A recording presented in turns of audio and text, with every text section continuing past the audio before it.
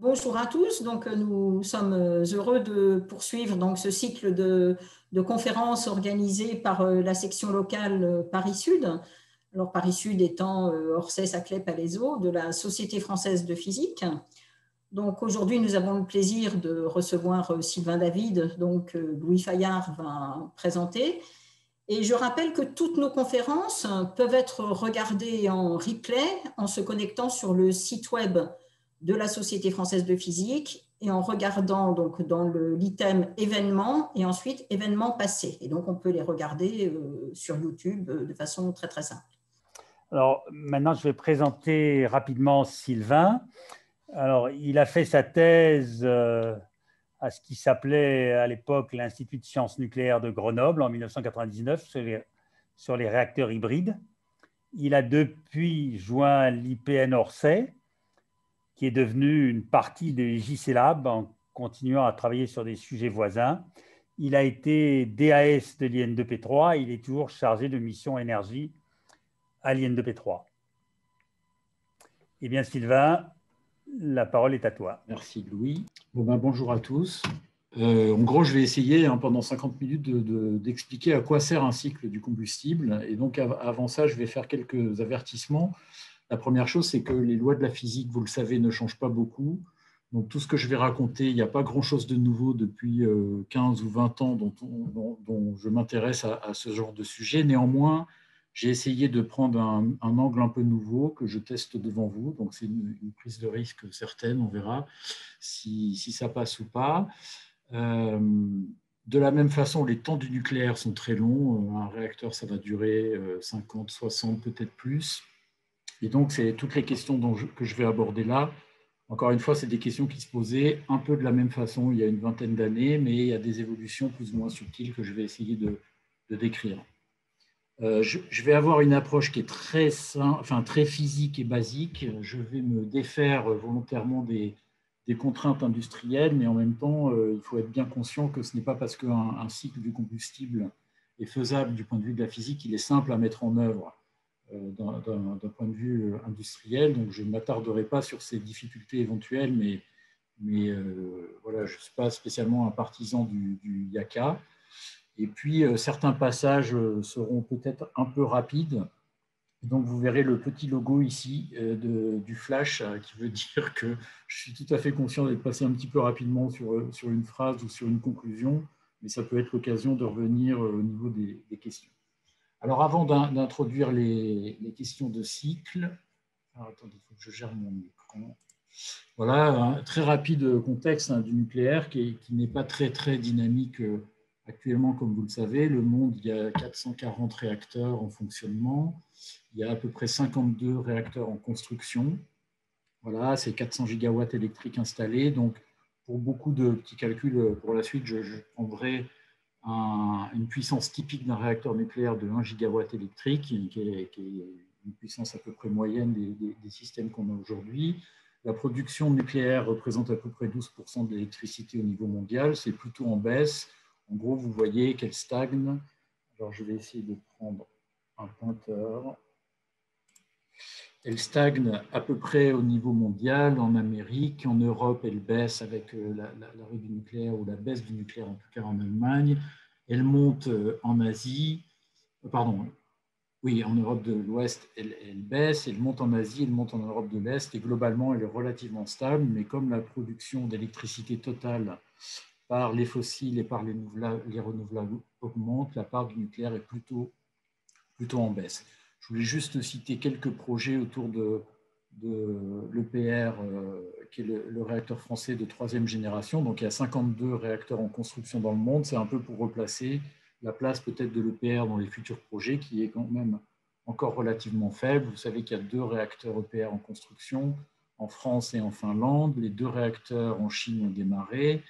2 réacteurs en construction en Angleterre également, et puis on attend des réponses éventuelles, notamment en Angleterre encore, pour 2 EPR, et puis la fameuse centrale indienne de Jaitepur qui pourrait contenir 6 EPR. Voilà, ça permet peut-être de replacer le marché de l'EPR vis-à-vis du marché mondial qui est dominé par d'autres constructeurs. Alors, dans le futur, comme on va parler de cycle du combustible, on va parler de potentiel de production, et donc on est obligé de se projeter un peu dans le futur, et le futur du nucléaire est très incertain. Quand on regarde les différents scénarios de prospective énergétique qui prennent plus ou moins en compte la contrainte climatique, on voit que le nucléaire, soit ne se développe pas, très peu, c'est-à-dire stagne d'ici 2050, soit se multiplie avec un facteur multiplicatif qui peut aller jusqu'à un facteur 10 en 2050 pour les scénarios les plus nucléarisés, on va dire. Et au-delà de 2050, la plupart des scénarios envisagent une croissance relativement significative de l'énergie nucléaire, c'est-à-dire dans le siècle qui vient. Donc, x1 ou x10, c'est une sorte d'enveloppe qui permet de discuter par la suite des questions de ressources en uranium et puis du potentiel de production des différentes filières. Alors, le facteur 10, très rapidement, je pense que certains ont peut-être déjà vu ce genre de choses, mais le facteur 10 est relativement impressionnant comme ça. On imagine mal un facteur 10 de nucléaire au niveau mondial dans les 30 ans qui viennent, ou même si c'est dans les 50 ans qui viennent. Je vais peut-être essayer de relativiser un peu ce chiffre avec un exemple très simple d'un scénario que nous avions fait il y a quelques années, qui considérait un monde énergétique avec une croissance énergétique par rapport aux années 2000 de l'ordre d'un facteur 2, qui est relativement sobre du fait de la croissance de la population et de la croissance moyenne du niveau de vie mondial, donc une consommation de l'ordre de 20 milliards de tonnes équivalent pétrole par an, une contrainte climatique qui serait remplie, c'est-à-dire une diminution par 2 des émissions de CO2, un développement des énergies renouvelables, biomasse, éolien, solaire, etc., très ambitieux, un stockage de CO2 extrêmement ambitieux, et pour remplir, si vous voulez, ce genre de mix énergétique global, on avait besoin de multiplier par 8 l'énergie nucléaire, qui était à ce moment-là uniquement dédiée à l'électricité et uniquement dédiée aux consommations des villes, c'est-à-dire pour des besoins concentrés, puisque vous l'avez vu, les réacteurs sont des machines quand même très puissantes et donc qui produisent une électricité très concentrée. Donc il y avait une sorte de cohérence à développer, le nucléaire pour les villes et pas évidemment pour les campagnes de façon uniforme dans le monde. Alors ce facteur 8 qu'on obtenait, on avait dans ce petit modèle simple la répartition de cette énergie nucléaire dans le monde, et il faut regarder les petites barres rouges qui est la production nucléaire dans ce scénario-là, en 2050, ramenée au nombre d'habitants, c'est-à-dire des kilowattheures par habitant et par an, pardon, la légende est mal passée ici. C'est des kilowattheures par habitant et par an. Donc on voit, par exemple, qu'on atteint à peu près 4000 dans les pays développés, Europe, États-Unis, à peu près 2000 et quelques en Asie, et puis autour de 2000 aussi en Amérique du Sud. Alors, j'ai marqué 2 lignes pointillées, les États-Unis, qui ont un parc nucléaire relativement modeste, qui représente à peu près 20% de l'électricité aux États-Unis, et puis la France, qui a 7000 kWh par habitant et par an.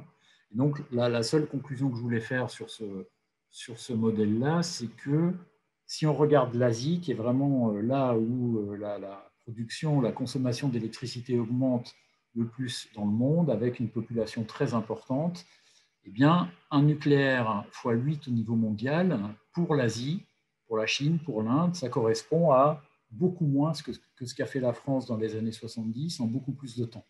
Typiquement, c'est 3 à 4 fois moins de nucléaire que la France ramené au nombre d'habitants, et entre 2020 et 2050, en 30 ans, alors que le parc français a été fait en gros en une quinzaine, petite vingtaine d'années. Donc, je crois juste que ça permet de relativiser ce facteur 10, qui est effectivement un scénario un peu maximum de déploiement du nucléaire dans les 30-40 ans qui viennent, mais quelque part, quand on regarde l'évolution de la production d'électricité en Asie, dans les pays en voie de développement, ce qui a été fait en France, eh bien, ce n'est pas du tout irréaliste, à mon avis, d'envisager un tel déploiement. En tout cas, je me servirai de ça comme scénario un peu enveloppe maximale pour discuter de la question des ressources. Alors, avant de parler des cycles de combustible un peu pour le futur, je vais faire un petit rappel quand même sur le cycle de base, qui est l'utilisation de l'uranium-235. Vous savez que pour décrire les noyaux de l'atome, on utilise, enfin, les noyaux sont composés de protons et de neutrons, et donc on a besoin de connaître à la fois le nombre de protons et le nombre de neutrons pour connaître les caractéristiques nucléaires des noyaux, alors que la chimie, finalement, ne s'intéresse qu'au nombre d'électrons de l'atome, c'est-à-dire au nombre de protons. Donc, dès qu'on parle de nucléaire, on représente les atomes sur deux axes. Le nombre de protons ici, le nombre de neutrons. Les carrés noirs sont des noyaux stables, disons naturels, présents sur Terre, donc stables ou à très longue période radioactive. Et puis ceux qui nous intéressent ici, ce sont les 4 petits points noirs en haut, c'est les noyaux lourds qui sont susceptibles de se casser en deux quand on les soumet à un flux de neutrons. Et en se cassant en deux, ils libèrent de l'énergie, et donc c'est l'énergie de fission. Alors, la fission, ça produit une énergie qui est de 200 millions d'électronvolts. Donc, l'électronvolt, c'est l'unité typique énergétique pour les processus un peu élémentaires. Donc, la chimie et la combustion du charbon, du gaz, met en œuvre des énergies de l'ordre de l'électronvolt, de quelques électronvolts. Et dès qu'on passe au nucléaire, on parle plutôt de millions d'électronvolts, ce qui illustre le fait que c'est une énergie qui est très, très concentrée. Alors, quelques ordres de grandeur, toujours pour le réacteur de 1 gigawatt électrique. Pour produire 1 gigawatt électrique en sortie de réacteur, en fait, on produit 3 gigawatts thermiques dans le cœur du réacteur, puisqu'on transforme la chaleur en travail par un cycle thermodynamique classique. Et donc, le rendement de ce cycle est de l'ordre de 33%, à peu près comme des moteurs de voiture. Et donc 3 gigawatts thermiques produits par la fission, sachant que la fission, ça produit 200 MeV, et bien, il suffit de diviser l'énergie sur un an, 3 gigawatts fois 3, 10, 14, 10 puissance 7, puisque ça, c'est le nombre de secondes dans une année, tout simplement. Donc, le numérateur, c'est des joules. Je divise par les joules produites par une fission, et on obtient de l'ordre de 10 puissance 27 fissions par an dans le réacteur. Et puis, si je transforme ça en masse via le nombre d'Avogadro, ben, j'obtiens cette fameuse tonne de matière fissionnée, à peu près, c'est l'ordre de grandeur. Donc, un réacteur de 1 gigawatt électrique, ça fissionne à peu près 1 tonne de matière par an, et ça produit 1 gigawatt. Donc, ça veut dire que comme un Français consomme en moyenne, en permanence, 1000 watts, un peu moins, mais de l'ordre de 1000 watts, eh bien, un réacteur, ça alimente 1 million de Français en moyenne. Ça fissionne 1 tonne, donc on retrouve cette consommation d'uranium qui est très faible, ramenée par habitant, puisque ça fait à peu près 1 gramme de matière fissionnée par an et par habitant. Donc, encore une fois, c'est une énergie qui est très concentrée.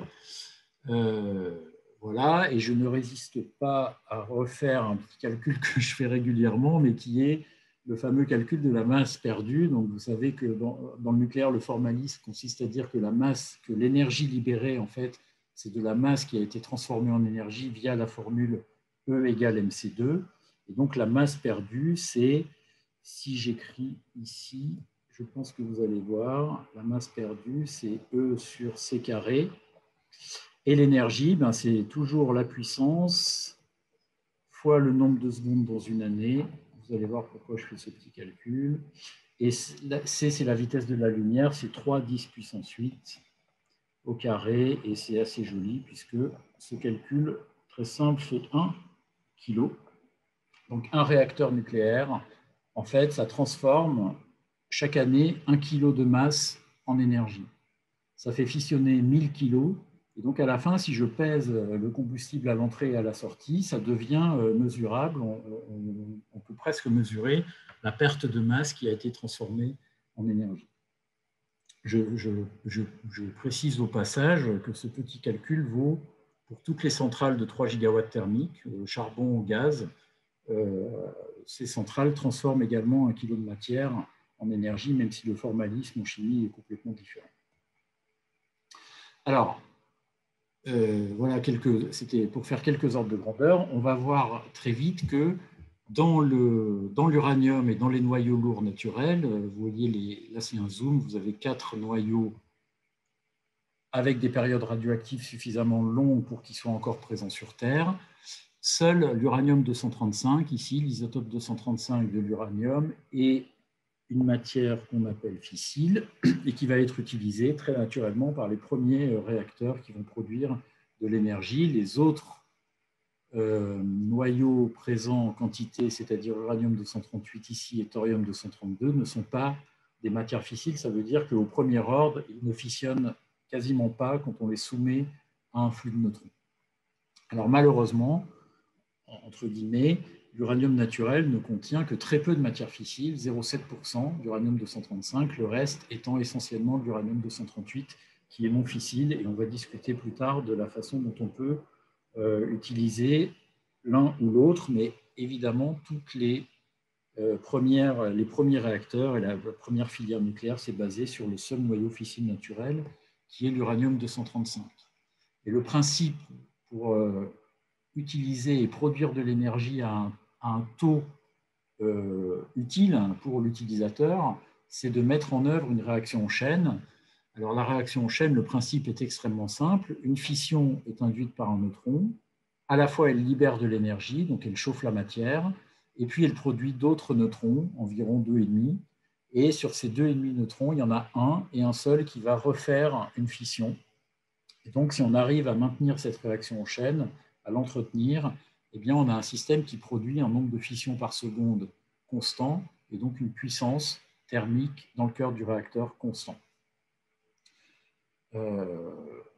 Voilà, et donc ça marche sans avoir à apporter de l'énergie supplémentaire ou des neutrons supplémentaires au système pour fonctionner. Une fois que le système est démarré et qu'il peut être piloté, il fonctionne seul et produit la puissance et consomme son uranium-235 à hauteur de l'ordre de 1 tonne par an. Alors, ce n'est pas toujours simple d'obtenir un système critique. Il faut que quand le neutron rentre dans le combustible, il ait une forte probabilité d'induire une fission. Et donc, comme vous le voyez, il y a très peu de matière fissile, il y a 0,7% de matière fissile dans le réacteur. Et cette compétition, elle est gérée, elle est quantifiée par les probabilités d'interaction et de réaction sur l'uranium-235 ou sur l'uranium-238, ce qu'on appelle les sections efficaces, que je vais essayer de façon la plus simple possible de vous présenter ici. Alors, c'est la dernière, normalement, c'est la dernière courbe compliquée. Voilà. Donc, ce que j'ai représenté ici, c'est la section efficace, mais vous pouvez entendre la probabilité d'interaction entre un neutron et un noyau pour produire une réaction particulière. Donc, la courbe noire, c'est la plus importante, c'est la réaction de fission sur l'uranium-235. Et il faut regarder la courbe rose, qui est la réaction de capture de neutrons sur l'uranium-238. Donc, c'est vraiment une probabilité d'interaction en fonction de l'énergie du neutron. Donc là encore, je reprends pour la dernière fois mon stylo. Donc le neutron est produit à haute énergie ici par la fission. Et puis en tapant dans la matière comme une boule de billard, il va petit à petit se ralentir et perdre en énergie. Alors ce qu'on voit, rappelez-vous quand même qu'il y a 0,7% d'uranium-235, ça veut dire qu'il y a 140 fois plus d'uranium-238. Donc s'il reste à ces énergies-là, à haute énergie, à peu près, là où il est produit, eh bien, je compare cette valeur-là à la valeur rose ici. J'ai un facteur 10, donc ça veut dire que j'ai 10 fois plus de chances de faire une fission sur U5 qu'une capture sur U8 qui arrêterait la réaction en chaîne, mais j'ai 140 fois plus d'uranium-238, et donc, globalement, la compétition est favorable à la capture sur uranium-238. Donc, il n'y a pas de réaction en chaîne possible quand je laisse le neutron à haute énergie. Par contre, si j'arrive à ralentir le neutron en lui faisant faire des chocs, plusieurs chocs, avant qu'il produise une fission, j'arrive dans cette zone où le rapport ici est beaucoup plus favorable, puisque j'ai un facteur 200 sur la probabilité d'interaction, qui compense complètement la faible proportion de matière fissile dans la matière. Donc, le premier enseignement, simplement en regardant ces sections efficaces un peu brutes, qui sont très, très particulières, mais je vais assez vite, eh bien, c'est que si on veut utiliser l'uranium naturel, ou disons l'uranium qui contient peu de matière fissile, l'uranium-235, il est nécessaire de ralentir les neutrons pour favoriser la fission de l'uranium-235 par rapport à la capture sur l'uranium-238. Et donc, toutes les filières, les premières filières de réacteurs se sont basées sur ce principe qui est utilisation d'un uranium faible contenant peu d'uranium-235 et donc avec la nécessité d'utiliser un modérateur de neutrons.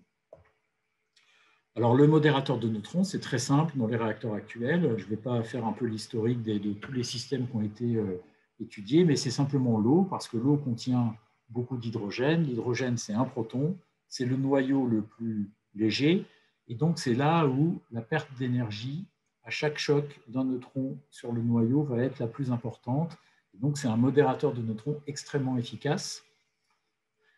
Et de plus, l'eau, c'est un fluide caloporteur qu'on maîtrise bien, et donc elle permet à la fois de ralentir les neutrons, donc c'est vraiment un rôle nucléaire, neutronique, et à la fois de transporter la chaleur depuis les barreaux de combustible où les fissions ont lieu et où la matière est chauffée vers des échangeurs, une turbine à vapeur pour transformer la chaleur en électricité. Voilà, donc toutes les filières actuellement fonctionnent sur ce principe-là. La majeure partie des filières, la grande majorité des filières, je remets mon pointeur, utilisent un combustible à uranium enrichi où on a boosté un peu la part d'uranium-235 par rapport à la concentration naturelle qui était de 0,7%. On utilise l'eau pour ralentir les neutrons. Vous voyez les énergies qui sont mises en jeu ici. Si je ne me suis pas trompé, on passe des neutrons rapides, on va dire, à 20 000 km/s en vitesse à 2 km/s, ce qu'on appelle, nous, les neutrons lents. Et puis, l'eau sert de caloporteur. Donc, on retrouve ces principes sur le fonctionnement d'un réacteur à eau sous pression. Voilà, ici, on a le cœur du réacteur où se trouve l'uranium, les barreaux de combustible, et l'eau qui circule dans la cuve, qui vient se réchauffer. Et la présence de l'eau autour de l'uranium modère les neutrons. Donc, il y a vraiment deux rôles très, très différents. Un rôle nucléaire, un rôle beaucoup plus classique de fluide, de caloporteur. Et puis, la chaleur est emmenée vers le générateur de vapeur ici, qui est un échangeur. On produit de la vapeur dans le circuit secondaire qui vient se détendre dans la turbine, faire tourner la turbine, faire tourner un alternateur et produire de l'électricité. Donc, c'est ce cycle thermodynamique ici, transformation chaleur-travail, qui a un rendement de 33%. Donc, 3 gigawatts produits ici, 1 gigawatt qui sort à l'alternateur. Ça veut dire qu'il y a 2 gigawatts thermiques à basse température qui sort dans l'environnement, qu'il faut évacuer. Et c'est évacué dans les fleuves, dans l'atmosphère via ces fameuses tours aéroréfrigérantes ou dans la mer quand les réacteurs sont construits en bord de mer. Donc, il faut vraiment une source froide où on peut évacuer une puissance qui est très concentrée et très importante. Donc ça, c'est le fonctionnement des réacteurs à eau sous pression français. Vous avez l'EPR ici qui fonctionne exactement sur le même principe et au niveau du cycle du combustible, je pense qu'il n'y a vraiment pas de différence majeure entre les réacteurs actuels qu'on appelle de deuxième génération et puis l'EPR ou ses équivalents qui sont de troisième génération. Alors, le cycle zéro, c'est le cycle ouvert, c'est-à-dire on utilise ce combustible qu'on appelle UOX pour oxyde d'uranium, qui contient de l'uranium enrichi à 4%, qui reste 3 ans, 4 ans en réacteur, et puis une fois qu'il sort du réacteur, vous voyez que la barre bleue ici, qui est l'uranium 238 initial, n'a quasiment pas réagi par rapport à sa masse initiale, donc il reste encore énormément d'uranium 238 dans le réacteur. Et puis, on a consommé de l'uranium 235 puisqu'il a fissionné, donc on passe de 4% à 1%. Et puis, on a produit du plutonium, puisque l'uranium 238, quand il capture un neutron, il fait du plutonium. On y reviendra beaucoup. On a produit d'autres noyaux plus lourds qu'on appelle les actinines mineures. Et puis, on a produit ces fameux produits de fission, puisque quand l'uranium 235 se casse en deux, il reste 2 produits de fission plus légers qui sont les cendres un peu ultimes de la fission. Et tout ça, ça constitue le combustible usé. Donc, le premier cycle du combustible envisageable, c'est celui-là. On passe l'uranium enrichi 3-4 ans en réacteur, on sort un combustible usé, et le combustible usé est considéré comme un déchet qu'on va traiter comme un déchet. Et ça, c'est le cas, par exemple, aux États-Unis ou dans d'autres pays. Les chiffres que j'ai indiqués ici sont pour les flux de matière pour le parc français. En France, on commence à faire un cycle du combustible, c'est-à-dire qu'on recycle le plutonium issu du premier combustible usé pour refaire un combustible MOX, puisque le plutonium est majoritairement une matière fissile. et le combustible MOX est réutilisé dans le parc français, dans les réacteurs actuels, à hauteur de 10% du parc à peu près. Donc ça veut dire que, typiquement, 10% de la puissance des réacteurs français actuels proviennent des combustibles MOX, qui sont issus du retraitement des combustibles UOX et de l'utilisation du plutonium. Ça veut dire qu'on a économisé, entre guillemets, 10% de consommation d'uranium naturel. Et puis, en traitant ce combustible, on récupère le plutonium. Je parlerai très peu de la récupération de l'uranium, mais on le récupère aussi. Et puis tout le reste ici, les actinides mineurs, les produits de fission, sont vitrifiés ensemble et constituent les fameux déchets de haute activité qui sont destinés sûrement à être stockés dans un site souterrain. Voilà le cycle actuel français de façon un petit peu rapide. Vous voyez le flash qui est là, mais on pourra y revenir si nécessaire.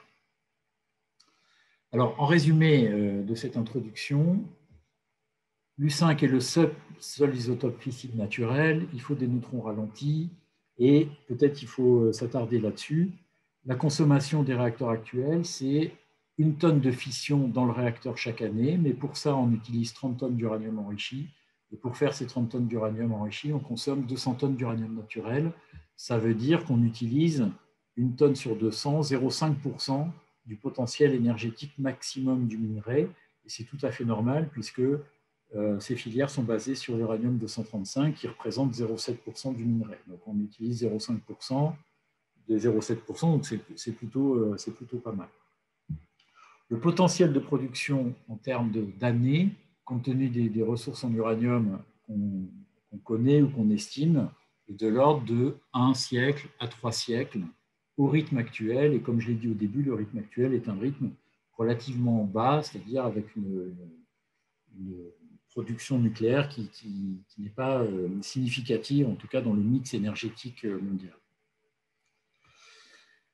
Alors, donc je le redis, tous les projets, enfin tous les réacteurs actuels fonctionnent comme ça, et tous les projets de construction au niveau industriel et commercial, on va dire, fonctionnent de cette façon-là. Et je dirais qu'ils sont basés sur, il n'y a pas de question de cycle, en tout cas de cycle futur, ils sont vraiment basés sur l'utilisation de l'uranium 235 seul. Là où on remet un peu en cause cette façon de considérer le cycle du combustible, c'est quand on se pose 2 nouvelles questions qui sont les ressources en uranium, est-ce qu'on aura assez d'uranium pour faire beaucoup de nucléaire pendant longtemps? Et donc là, on va parler de régénération qui demande à mettre en œuvre un cycle du combustible différent. Et puis dès qu'on se pose la question de la gestion des déchets, est-ce qu'on pourrait détruire les déchets dans des réacteurs? Là encore, on se pose la question d'un cycle différent. Donc je dirais qu'il y a dans les filières nucléaires, il y a 2 types, j'y reviendrai un peu à la fin, mais il y a les filières actuelles qui s'intéressent peu au cycle et qui veulent juste utiliser de l'uranium enrichi de la façon la plus efficace possible. Et puis, il y a les filières qui sont guidées par le cycle et qui raisonnent d'abord par le cycle, et puis la filière, la technologie des réacteurs s'adapte à ce qu'on veut faire avec le combustible. Je vais essayer de préciser un peu cette idée maintenant. Alors, pour faire simple et un petit peu radical, quand on parle de cycle du combustible, pour moi, on envisage de toute façon un multi-recyclage des matières dans la grande majorité des cas, même si c'est sur le long terme, on regarde le long terme et on regarde le multi-recyclage des matières. Ça veut dire qu'on va régulièrement sortir le combustible, récupérer ce qu'on veut récupérer, le remettre en réacteur et recommencer et produire un cycle réellement fermé comme ça, c'est-à-dire avec un multi-recyclage. Ce que je vais essayer de décrire avec des lois physiques très simples, c'est que le multi-recyclage converge vers un état d'équilibre ou un état stationnaire, je vais appeler ça état d'équilibre du combustible, où le combustible a une composition qui va être constante dans le temps. Alors, le multi-recyclage, ça consiste à avoir un réacteur qui a un stock de combustible. Ça suppose évidemment qu'on l'alimente avec quelque chose qui vient de l'extérieur et qui est disponible et qui arrive avec un flux constant. Ça peut être par exemple de la matière naturelle, de l'uranium, du thorium. Ça peut être des déchets provenant d'un parc de réacteurs. On l'alimente et puis on recycle les matières qu'on veut recycler. Et puis, il y a un flux de choses qu'on ne veut pas recycler, qui partent aux déchets ou qui partent ailleurs. Voilà, très simplement, un schéma un peu global d'un système avec multi-recyclage. Alors, la loi physique de base, c'est que je vais m'intéresser à deux noyaux, c'est-à-dire le noyau A qui alimente un parc de réacteurs, par exemple de l'uranium, et puis le noyau B qu'on veut recycler. Donc, au sein d'un réacteur, on a une réaction nucléaire qui est simplement A plus neutron donne B. Voilà, donc le noyau B est produit, et puis le noyau B disparaît aussi, puisqu'il est soumis à un flux de neutrons, donc il va disparaître en faisant des captures et des fissions. Et régulièrement, on ressort le stock, on recycle et on remplace la matière A qui a disparu par cette alimentation extérieure. Alors, il me manque, voilà, il me manque une barre. Alors, la seule loi physique simple, c'est que, d'une part, le noyau B est produit à un taux constant, puisque le premier noyau pair est maintenu constant par son apport extérieur. Donc, je vais avoir une production, par exemple, de plutonium de X tonnes par an. Et la disparition du noyau B est proportionnelle au stock de noyau B présent à un instant donné dans le réacteur. Donc, si j'introduis cette barre-là, je sors du réacteur en ayant consommé une certaine quantité du noyau B proportionnelle au stock initial. Et alors, quand je multi-recycle, c'est animé, donc je vais devoir, voilà. Quand je multi-recycle, je rentre mon noyau B, je le consomme. Le cycle d'après, j'ai de nouveau produit ce noyau B à un taux constant, qui est la barre verte. Donc, j'en ai plus, donc je consomme plus. Je rajoute, je consomme plus, et j'obtiens un équilibre qui consiste simplement à dire que tout le noyau B produit chaque année est consommé dans le parc. Donc, l'inventaire ici d'équilibre est défini automatiquement par le système. Donc, on va appliquer ça, ça va peut-être être un peu plus concret dans les transparents qui suivent, mais dès qu'on multi-recycle une matière, on obtient exactement cette façon, enfin cette évolution. On la produit au début, elle est peu consommée, elle est de plus en plus consommée, etc. Et elle atteint un équilibre où elle est complètement stabilisée dans le cycle. Alors, à quoi ça sert de présenter ça de cette façon? La première chose à laquelle je vais l'appliquer, ça c'est peut-être mon résumé, voilà, c'est un résumé. La première chose auquel je vais l'appliquer, c'est au plutonium. Donc, les réacteurs actuels produisent du plutonium, qui est une matière fissile. On a vu qu'on fait un premier recyclage dans le parc français. Excusez-moi, c'est encore une animation qui traîne.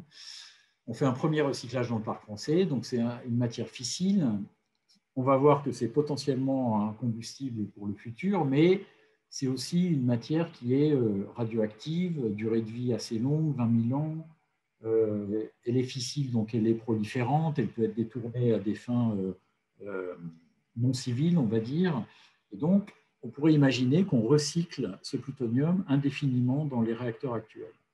Alors, j'ai remis exactement la même courbe ici, multi-recyclage avec atteinte d'un équilibre. Donc, comment on compare les choses? Le cycle ouvert à l'américaine, c'est on produit 250 kg par an de plutonium par réacteur, et donc on va accumuler du plutonium en sortie de réacteur de façon linéaire en fonction du temps.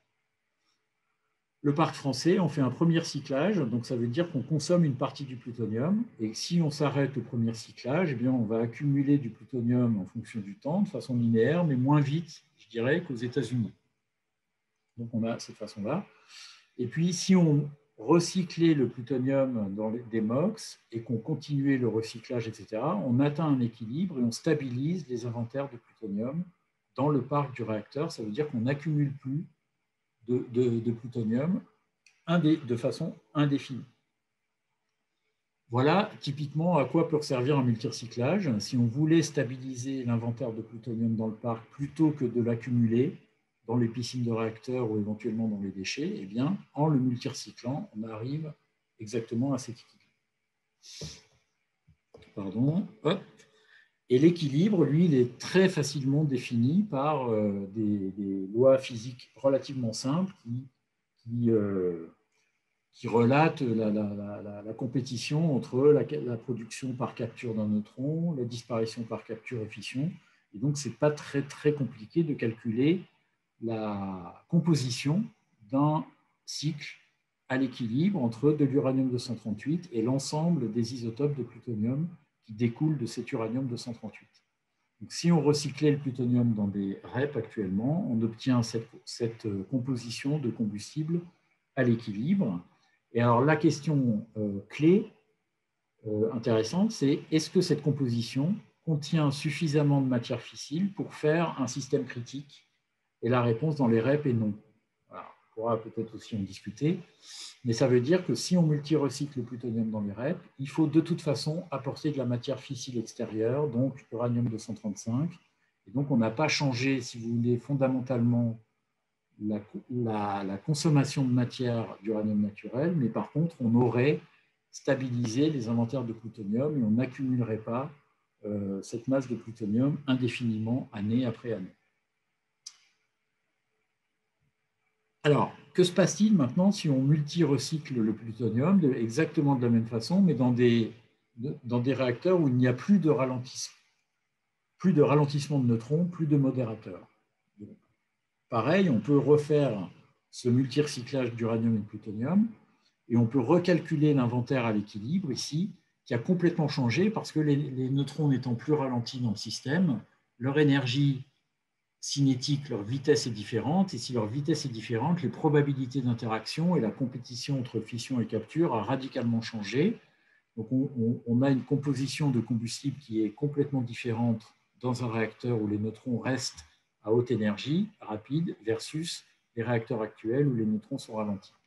Et là, la chose essentielle, c'est que voilà la composition. La composition de ce combustible peut faire un réacteur critique parce que la quantité de matière fissile dans le système est suffisante pour faire un système critique, comparé aux isotopes non fissiles qui vont, eux, absorber les neutrons et stopper la réaction de chaîne.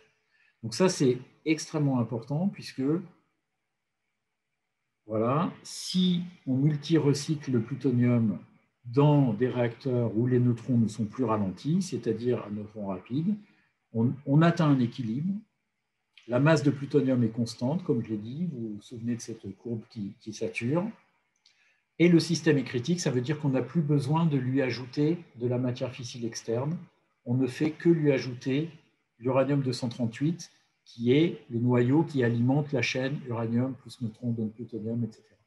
Et donc, dans ce cas-là, au lieu de... le réacteur, il fait toujours 1 tonne de fission par an. C'est le plutonium qui fissionne et il est régénéré par 1 tonne d'uranium-238 qui a capturé un neutron et qui s'est transformé en plutonium. Donc, ces systèmes-là, qu'on appelle régénérateurs, permettent de consommer en gros 1 tonne d'uranium par an par réacteur, à comparer aux 200 tonnes pour les réacteurs actuels. Donc, avec une même masse d'uranium, on multiplie par 200 le potentiel énergétique.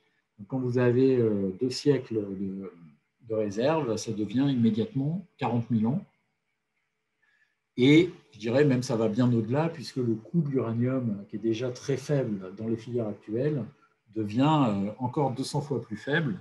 Et donc, on pourrait imaginer d'aller exploiter des gisements d'uranium qui sont très, très faiblement concentrés en uranium. Donc, si on arrive à faire ce multi-recyclage du plutonium dans des réacteurs rapides, on règle, je dirais, complètement le problème des ressources en uranium pour des dizaines de milliers d'années. Les ressources ne sont alors plus un sujet. Donc ça, c'est la première, je dirais, application au cycle du combustible, enfin au multi-recyclage du plutonium. On a vu que si on multi-recycle le plutonium en REP, on ne règle pas du tout, enfin on ne change pas du tout la question de la consommation des ressources, mais on stabilise les stocks en plutonium, ce qui est une stratégie possible. Si on le recycle dans des réacteurs rapides, on stabilise les stocks de plutonium, mais en plus, on se passe complètement de l'uranium-235. Alors, la problématique des réacteurs rapides est quand même un peu actuelle. J'ai encore des... Voilà, pardon. Le principe des réacteurs rapides, pour le futur, c'est de se passer de cette première montée à l'équilibre, puisqu'on utiliserait du plutonium qui serait issu des parcs actuels qui produisent du plutonium. On démarre le réacteur déjà à l'équilibre. Et puis, une fois qu'il est démarré, eh bien, il maintient son plutonium à l'équilibre, simplement en lui ajoutant 1 tonne d'uranium-238 par an et par réacteur. La masse de plutonium qu'il faut lui fournir, ça c'est aussi une question très importante et on peut la calculer assez facilement aussi, et c'est de l'ordre de 20 tonnes. Et ça c'est quand même beaucoup, parce que si on compare, si on fait quelques ordres de grandeur pour le parc français c'est 60 gigawatts électriques. Il faudrait 20 tonnes de plutonium pour démarrer 60 réacteurs. Je rappelle qu'une fois qu'ils sont démarrés, ils vivent leur vie tout seuls et ils consomment presque plus rien. Mais il faut les démarrer. Et donc, il faut à un moment donné disposer de 1200 tonnes de plutonium pour démarrer un parc français équivalent en réacteurs régénérateurs. La situation en 2010, c'est que nous avons à peu près 300 tonnes, c'est peut-être un peu plus maintenant, donc ça fait peut-être 350 tonnes de plutonium civil disponible dans les combustibles usés. Donc on voit, si vous voulez, que le plutonium devient dans ce cas-là une matière extrêmement précieuse. On n'en a pas assez aujourd'hui pour passer directement au réacteur à neutrons rapides régénérateur. Et donc, il faut accumuler du plutonium pendant des dizaines d'années si on veut se laisser la possibilité plus tard, dans 30 ans, dans 80 ans ou plus tard, de démarrer des réacteurs à neutrons rapides. Donc, cette question du statut du plutonium est une question qui est débattue depuis longtemps. La position française est toujours que le plutonium est une matière valorisable.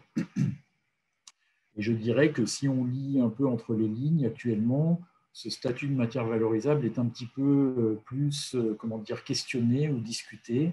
Et je vous invite à lire l'avis de l'ASN sur ces questions-là, qui est assez intéressant, mais assez subtil aussi, quoi. Donc, il est question, si vous voulez, je crois que c'est vraiment la vision qu'on peut avoir.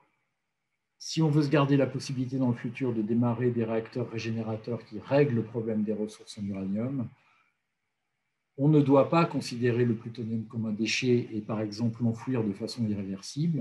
Et il faut trouver une façon quelque part de le maintenir disponible pour les générations futures. Alors, pour mettre en œuvre, ça c'était un peu les discussions autour du plutonium, pour mettre en œuvre la régénération, je l'ai dit, on ne peut plus ralentir les neutrons, il faut que j'accélère déjà, on ne peut plus ralentir les neutrons et c'est compliqué parce que l'eau c'est quand même un bon caloporteur qu'on connaît bien et il faut trouver un fluide liquide qui circule mais qui soit moins léger que l'eau. Donc, la façon la plus efficace qu'on ait trouvée aujourd'hui, c'est d'utiliser le sodium avec beaucoup de difficultés techniques, mais la filière au sodium est clairement la filière des réacteurs à neutrons rapides la plus développée à un stade, je dirais, pré-industriel. J'y reviendrai un petit peu à la fin. Je dis en passant aussi qu'on peut, avec ce système à l'équilibre, uranium-238 plus neutrons donne plutonium, on peut utiliser aussi le deuxième cycle possible, puisqu'on a beaucoup aussi de thorium. Thorium-232 plus neutrons donne uranium-233.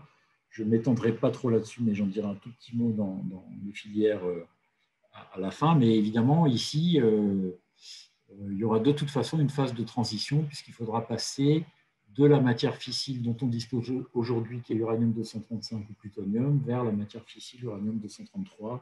Et ça prend un petit peu de temps. Alors, je vais appliquer maintenant la même loi physique, là, avec la montée à l'équilibre, qui est vraiment, pour essayer de vous convaincre que toutes ces choses-là, c'est très, je dirais, classique, même si ça a un vocabulaire complètement différent. Ce dont j'ai parlé avant, c'est la régénération plutonium qui fait le combustible et qui permet de résoudre la question des ressources, on va dire. Mais si on recycle les déchets de la même façon, c'est exactement les mêmes lois physiques, mais on appelle ça transmutation parce qu'on ne cherche pas à résoudre le problème des ressources, on cherche à stabiliser les inventaires de déchets, ou en tout cas de certains déchets. Donc, je vais m'intéresser par exemple à l'américium, qui est le noyau au-dessus du plutonium.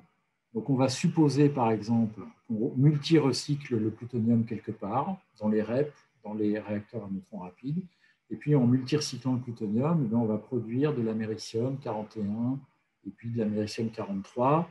Et puis l'américium 41, il intéresse beaucoup les gens des déchets parce qu'il a 400 ans de période radioactive. C'est ni très long ni très court, donc ça veut dire que ça dure quand même plusieurs siècles. et ça a une puissance résiduelle relativement importante, et donc ça impacte grandement le dimensionnement d'un site de stockage parce que ça va chauffer pendant quelques siècles, et donc il faut bien séparer les déchets pour éviter qu'ils montent trop en température à cause de l'américium 241. Et donc, il y aurait un intérêt à ne pas mettre l'américium dans les déchets ultimes. Alors, comment on peut ne pas le mettre? Il faut le multirecycler. Voilà, c'est simple. Au même titre que l'uranium et le plutonium, qu'on multirecyclerait dans un réacteur donné, eh bien, on pourrait imaginer de multirecycler également l'américium. Et donc, pour ça, il y a plusieurs possibilités. Donc, ça, c'est le cycle multirecyclage du plutonium où l'américium est envoyé aux déchets. Soit on peut recycler l'américium dans les mêmes réacteurs, c'est ce qu'on appelle la stratégie de transmutation homogène. Par exemple, les réacteurs rapides sont assez efficaces pour le faire. À ce moment-là, il n'y a plus d'actinine mineure, notamment d'américium, dans les déchets puisqu'il est laissé dans le réacteur. Et puis, soit on peut l'envoyer dans des réacteurs qui seraient dédiés à la transmutation, c'est-à-dire à la destruction de ces noyaux qui sont très spécifiques, ce qui permettrait, par exemple, d'avoir un parc de réacteurs optimisé pour produire de l'électricité, voilà, par une entreprise, un électricien qui optimise son coût, et puis des réacteurs qui seraient dédiés à la transmutation des actinines mineures et qui n'auraient peut-être pas les mêmes contraintes de compétitivité économique. Tout ça, d'un point de vue de ce que je vais raconter à la suite, c'est à peu près pareil en termes de performance. Et donc, je remets ma fameuse courbe de montée à l'équilibre. Ici, maintenant, c'est l'américium, par exemple. Si on ne transmute pas l'américium, eh bien, on accumule l'américium, comme tout à l'heure, dans les déchets. On va produire, je ne sais plus, voilà, les ordres de grandeur pour le parc français, c'est 5 tonnes par an. Alors, c'est peut-être pour les actinines mineures totales. Voilà, on les accumule dans les déchets, et donc il faudra les stocker et puis trouver des sites de stockage au fur et à mesure. Et puis si on le recycle, eh bien, on atteint un équilibre. Ils ne sont plus dans les déchets et ils restent dans les réacteurs et ils atteignent un équilibre, on n'accumule plus ces matières. Alors quand on voit ça, c'est assez joli. Le problème, c'est que les temps de transmutation sont très longs. Donc, quand on regarde le temps qu'il faut pour que ces deux courbes-là, rouge sans transmutation et verte avec transmutation, se séparent, eh bien, il faut une cinquantaine d'années. Ça veut dire que si la transmutation dure 50 ans et qu'on s'arrête, eh bien, on aura gagné un facteur 2 sur la masse d'américium totale. Dans un cas, elle sera déjà dans les déchets. Dans l'autre cas, elle sera dans les réacteurs, mais si on s'arrête, ça deviendra un déchet. Donc voilà, un facteur 2, ce n'est pas grand-chose. Si on attend 100 ans, c'est un facteur 3. Si on attend 150 ans, c'est un facteur 4, etc. Et ça, c'est vraiment dicté par les lois de la physique. Et ce que je veux dire là, c'est que ça veut dire que la transmutation, c'est quelque chose qui doit durer très longtemps. Voilà. Sinon, il n'y a pas vraiment d'intérêt à mettre en place de la transmutation et le recyclage ou le multirecyclage des matières pour 10, 20 ou 30 ans.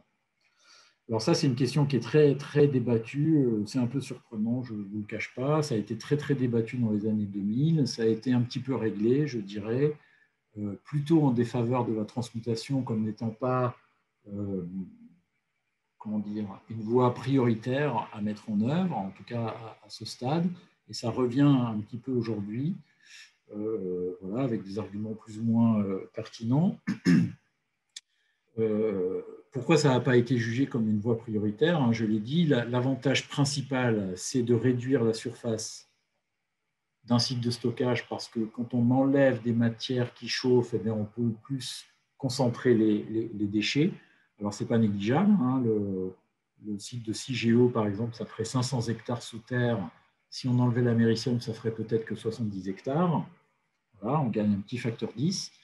Et puis, par contre, ça demande à multirecycler. Donc, ça demande à manipuler des combustibles qui sont chargés en matières dangereuses, on va dire, en américium. Il faut que ça dure longtemps. Voilà, donc il faut imaginer un nucléaire qui va durer 100, 150 ans, 200 ans. Ça, c'est pas spécialement, ça aide pas à la décision, on va dire. Ça ne change pas la sûreté du stockage au sens de l'ASN, si on lit les rapports de l'ASN, puisque la sûreté du stockage, elle est caractérisée, je dirais, par les déchets qui vont diffuser dans la couche d'argile, ressortir au bout de 100 000, 500 000 ans. Et l'américium, lui, il n'est pas censé bouger. Il est très, très peu mobile dans la couche d'argile. Donc, il n'y a pas un intérêt majeur en termes de risque à très long terme de ressortie de ces noyaux-là qui, en plus, ont des durées de vie plus faibles que le temps de diffusion. Et puis, il y a un effet talon sur lequel on peut revenir, mais actuellement, on vitrifie l'américium de façon irréversible, donc on va de toute façon le stocker dans les déchets. Donc plus on attend, plus on aura de toute façon un talon qui devra être stocké dans les déchets.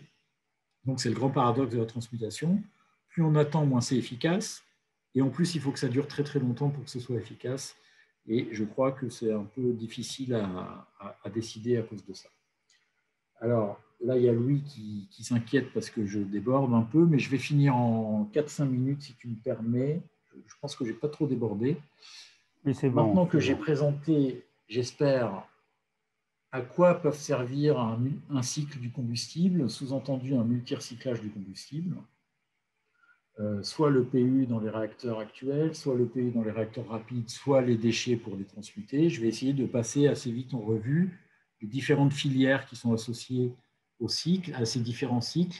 L'idée étant qu'il faut comparer ce qui est comparable, et donc les filières ne rendent pas le même service en termes de cycle. Et donc on ne peut pas comparer un REP actuel avec un réacteur sodium. Donc je vais essayer de faire un petit point là-dessus. Je dirais que le monde se divise en deux catégories, je l'ai déjà un peu dit. La famille de réacteurs qui n'a que faire du cycle, qui veut juste utiliser un combustible à uranium 235 enrichi et optimiser un coût, optimiser la sûreté, sans s'intéresser à ce qu'on va faire de ces matières. Et puis la famille des réacteurs qui sont vraiment guidés par le cycle.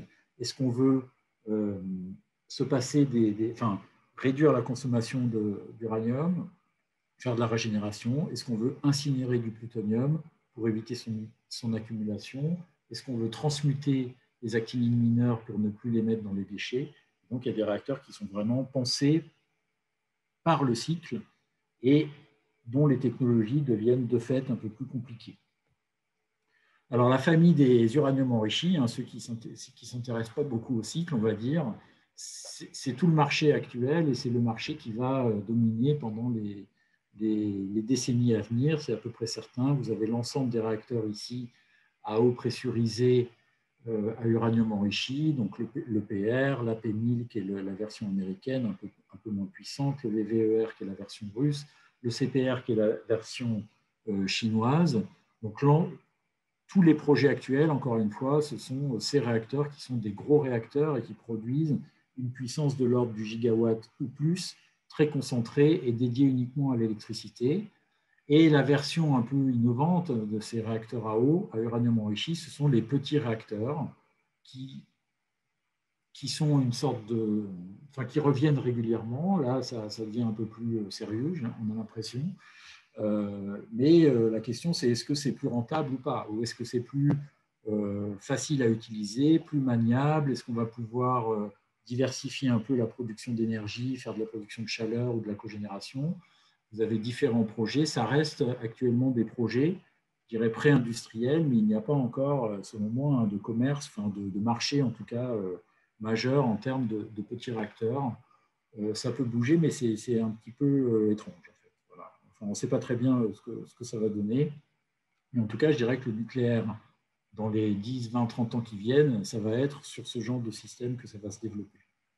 Il y a d'autres réacteurs un peu plus innovants qui n'ont que faire du cycle, qui utilisent de l'uranium enrichi, qui sont des réacteurs à haute température, des réacteurs au gaz qui permettent d'aller chercher des plus hautes températures, donc un meilleur rendement thermique, éventuellement de faire de la température, de la chaleur industrielle à haute température. Voilà, donc ça, c'est des réacteurs qui sont plus refroidis à l'eau, mais à l'hélium, qui sont plus modérés à l'eau, mais au graphite. Là encore, je ne crois pas qu'il y ait un marché majeur qui se prépare, mais c'est des concepts qui sont étudiés depuis assez longtemps. Il y a aussi des réacteurs un peu plus innovants à combustible solide qui seraient refroidis par un sel fondu comme caloporteur. Donc il y a différents concepts comme ça qui existent. Et toute cette famille-là, c'est une famille qui n'est pas dictée, encore une fois, par le cycle.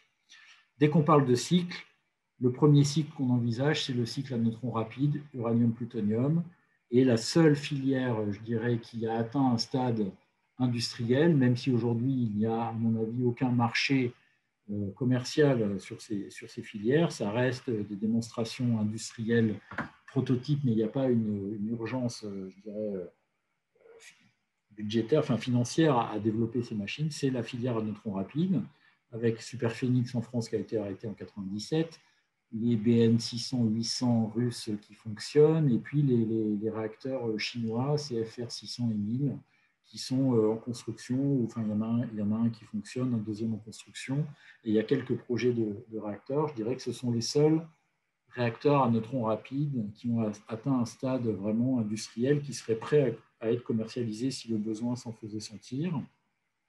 Et les alternatives ne sont pas très simples, hein. C'est soit le plomb, soit le gaz pour faire vite. Et donc ça peut, voilà, il y a quelques alternatives, mais qui, encore une fois, n'ont pas atteint le stade des réacteurs sodium. Il y a la famille des réacteurs à transmutation, enfin, dédiés à la transmutation des actinides mineurs. Là, c'est le projet MIRA, par exemple, en Belgique. Moi, je vais passer très vite, mais c'est des réacteurs qui sont très, très particuliers parce qu'ils utilisent un combustible qui est constitué essentiellement d'américium, de curium, de neptunium, qui n'est pas utilisable dans les réacteurs classiques critiques. Donc, on est obligé de faire un système sous-critique où la réaction en chaîne n'est pas auto-entretenue. Et donc, il faut l'alimenter en continu avec une source de neutrons externes. Et ça, c'est vraiment extrêmement compliqué d'un point de vue technologique et même d'un point de vue de la sûreté. Il faut rentrer un accélérateur de particules au sein du cœur du réacteur sous-critique. Et c'est tout l'objet de démonstration du projet MIRA, mais qui est vraiment, je dirais, dédié à une stratégie très particulière qui est la destruction de l'américium. Après, il y a toute une famille de réacteurs à sel fondu voilà, qui est assez étudiée, qui reste aujourd'hui assez théorique, je vais dire, qui a des avantages papier indéniables, très différentes des systèmes actuels, où le combustible est liquide, il contient lui-même les noyaux lourds, uranium, plutonium, ou thorium ou américium. Et donc, il y a différents systèmes qui sont étudiés, comme le réacteur au thorium, uranium-233, voilà, qui permet de faire de la régénération. C'est un des 6 systèmes du forum de 4e génération. Il y a beaucoup de startups américaines, donc là je parle par exemple de l'IMSR, qui regardent ce genre de système. Et moi je pense que c'est des systèmes qui sont dictés par le cycle. On essaye de mettre en œuvre un cycle innovant, thorium, uranium-233, éventuellement transmutation, incinération du plutonium, transmutation de l'américium, mais avec une façon de gérer la sûreté radicalement différente et potentiellement intéressante. Par exemple, le fait que le combustible soit liquide permet de l'évacuer ou de l'étaler relativement facilement et d'extraire comme ça la puissance résiduelle pour éviter la fusion du combustible solide. Donc, voilà, ce n'était pas spécialement l'objet de ma présentation, mais ça reste des systèmes qui sont très regardés, qui sont connus depuis assez longtemps, hein. Il y a eu des petits démonstrateurs dans le passé, mais qui ont un regain d'intérêt au niveau mondial, surtout en Chine, je dirais, aux États-Unis. Voilà, Louis, je conclus. Alors, quelques points plutôt pour lancer la discussion, hein. Donc, vous avez vu que le marché nucléaire, franchement, n'est pas très dynamique. Voilà, il y a quelques réacteurs en construction. L'accident de Fukushima a quand même mis un frein à beaucoup de projets et donc personne ne sait si ça va redémarrer massivement ou pas dans les années qui viennent. Les seuls réacteurs électrogènes qui fonctionnent à un stade industriel et qui sont à un niveau commercial, c'est-à-dire qui sont commandés, sont des réacteurs basés sur l'uranium-235, où il n'y a pas de question de cycle du combustible associé. En tout cas, ce n'est pas ce qui guide la technologie de ces réacteurs-là. C'est des réacteurs qui vont être construits pour fonctionner 60 ou 80 ans. Et donc, c'est ça qui va dominer le nucléaire dans les décennies à venir. Et les seuls réacteurs qui ont été démontrés, je dirais, à un stade industriel pour le futur, et qui mettent en œuvre un cycle du combustible, c'est les réacteurs sodium. Il y a une multitude de projets. Moi, je considère que pour l'instant, ça reste au niveau de projet. Et on aurait besoin vraiment d'avancer sur enfin, ça reste un niveau de projet un peu papier, et on aurait besoin d'avancer sur des projets beaucoup plus concrets, parce que c'est en faisant des réacteurs qu'on va s'apercevoir s'ils remplissent toutes leurs promesses ou pas. Et puis, il y a un paradoxe quand même dans le nucléaire, hein, c'est qu'il n'y a pas de déploiement massif à court terme qui se profile de façon claire, donc il n'y a pas besoin d'économiser les ressources. Et puis en même temps, les temps de développement sont tellement longs qu'on devrait être obligé d'anticiper dans un monde très incertain, mais anticiper, ça veut dire 50 ans avant de mettre en place une filière industrielle de régénérateurs, il faudrait être capable d'avoir des prototypes qui fonctionnent et d'apprendre à les faire fonctionner. Moi, j'ai l'impression quand même que ça se passe, ce que je raconte là, ça se passe en Chine, c'est-à-dire que la Chine ou l'Asie est en train de faire des prototypes de différents réacteurs, de sel fondu, de sodium, de réacteurs à gaz. Ça peut peut-être se faire aux États-Unis avec un modèle de start-up dont on ne sait pas encore si ça va donner quelque chose, mais au moins il y a des choses qui se passent. Et je crains qu'en Europe, il n'y ait pas grand-chose qui se passe actuellement. Voilà, je vais finir sur cette considération. Je vous remercie pour votre attention. Je ne sais pas si j'ai perdu 80% des auditeurs. Non, non, c'est très bien. Disons, Voilà. Presque tout le monde est resté. Merci beaucoup, Sylvain. Alors, j'ouvre la séance de questions. Alors, j'ai perdu. Donc, il faut que vous appuyiez. Attendez. Il faut que vous appuyiez sur. Enfin, que vous leviez la main et je vous donne la parole. Attendez. Est-ce que c'est bon? Est-ce que je vois des mains levées? Je ne vois pas de mains levées. Ah, voilà.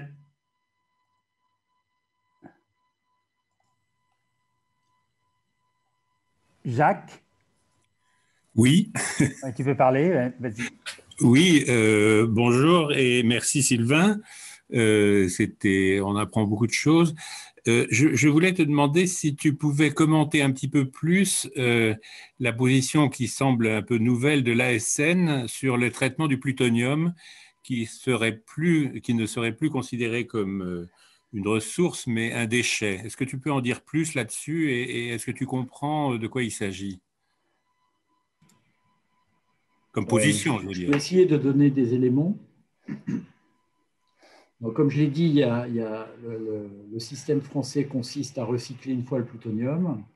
Donc, à terme, le plutonium civil, il est dans les MOX usés. Donc, après le premier passage UOX, on extrait le plutonium, on fait un deuxième passage dans les MOX.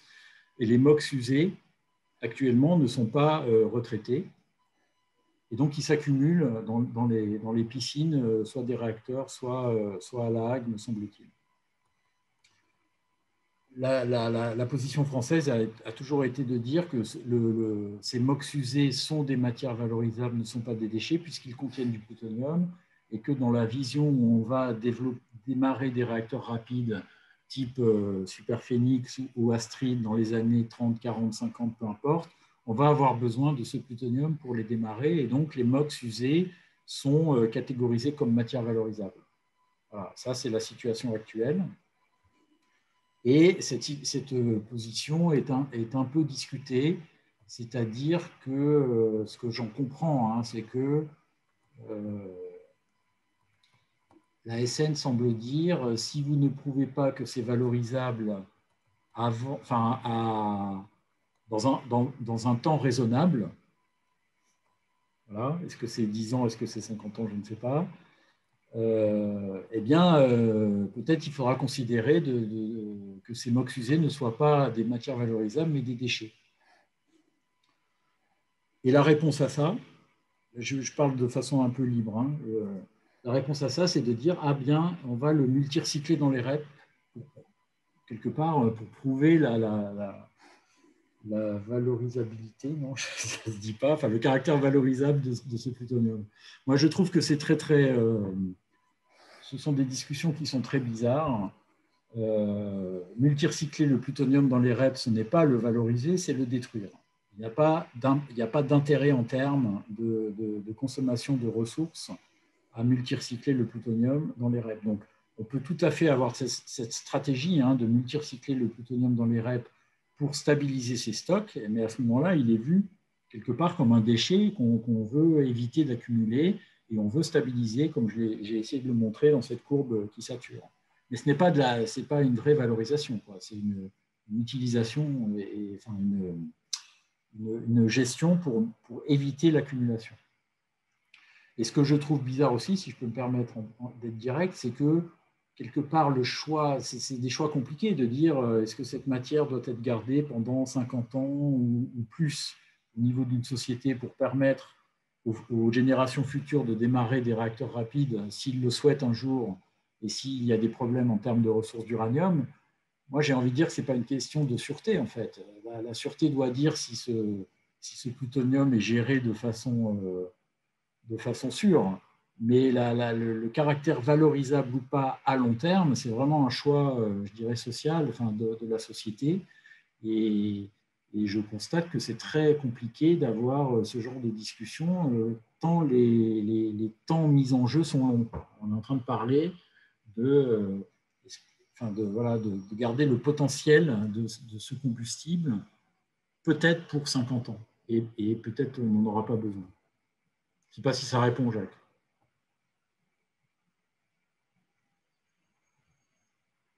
Non, ça ne répond pas. Oui, sûrement.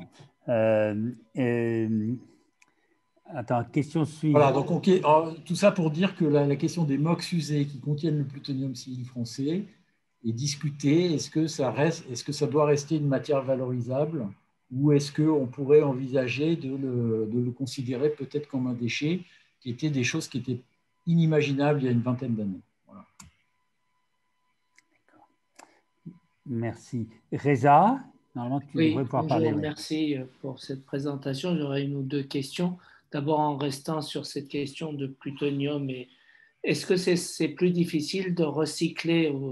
Tu as dit qu'on recyclait une première fois. Est-ce que c'est techniquement, ça devient plus difficile de le recycler plus qu'une fois?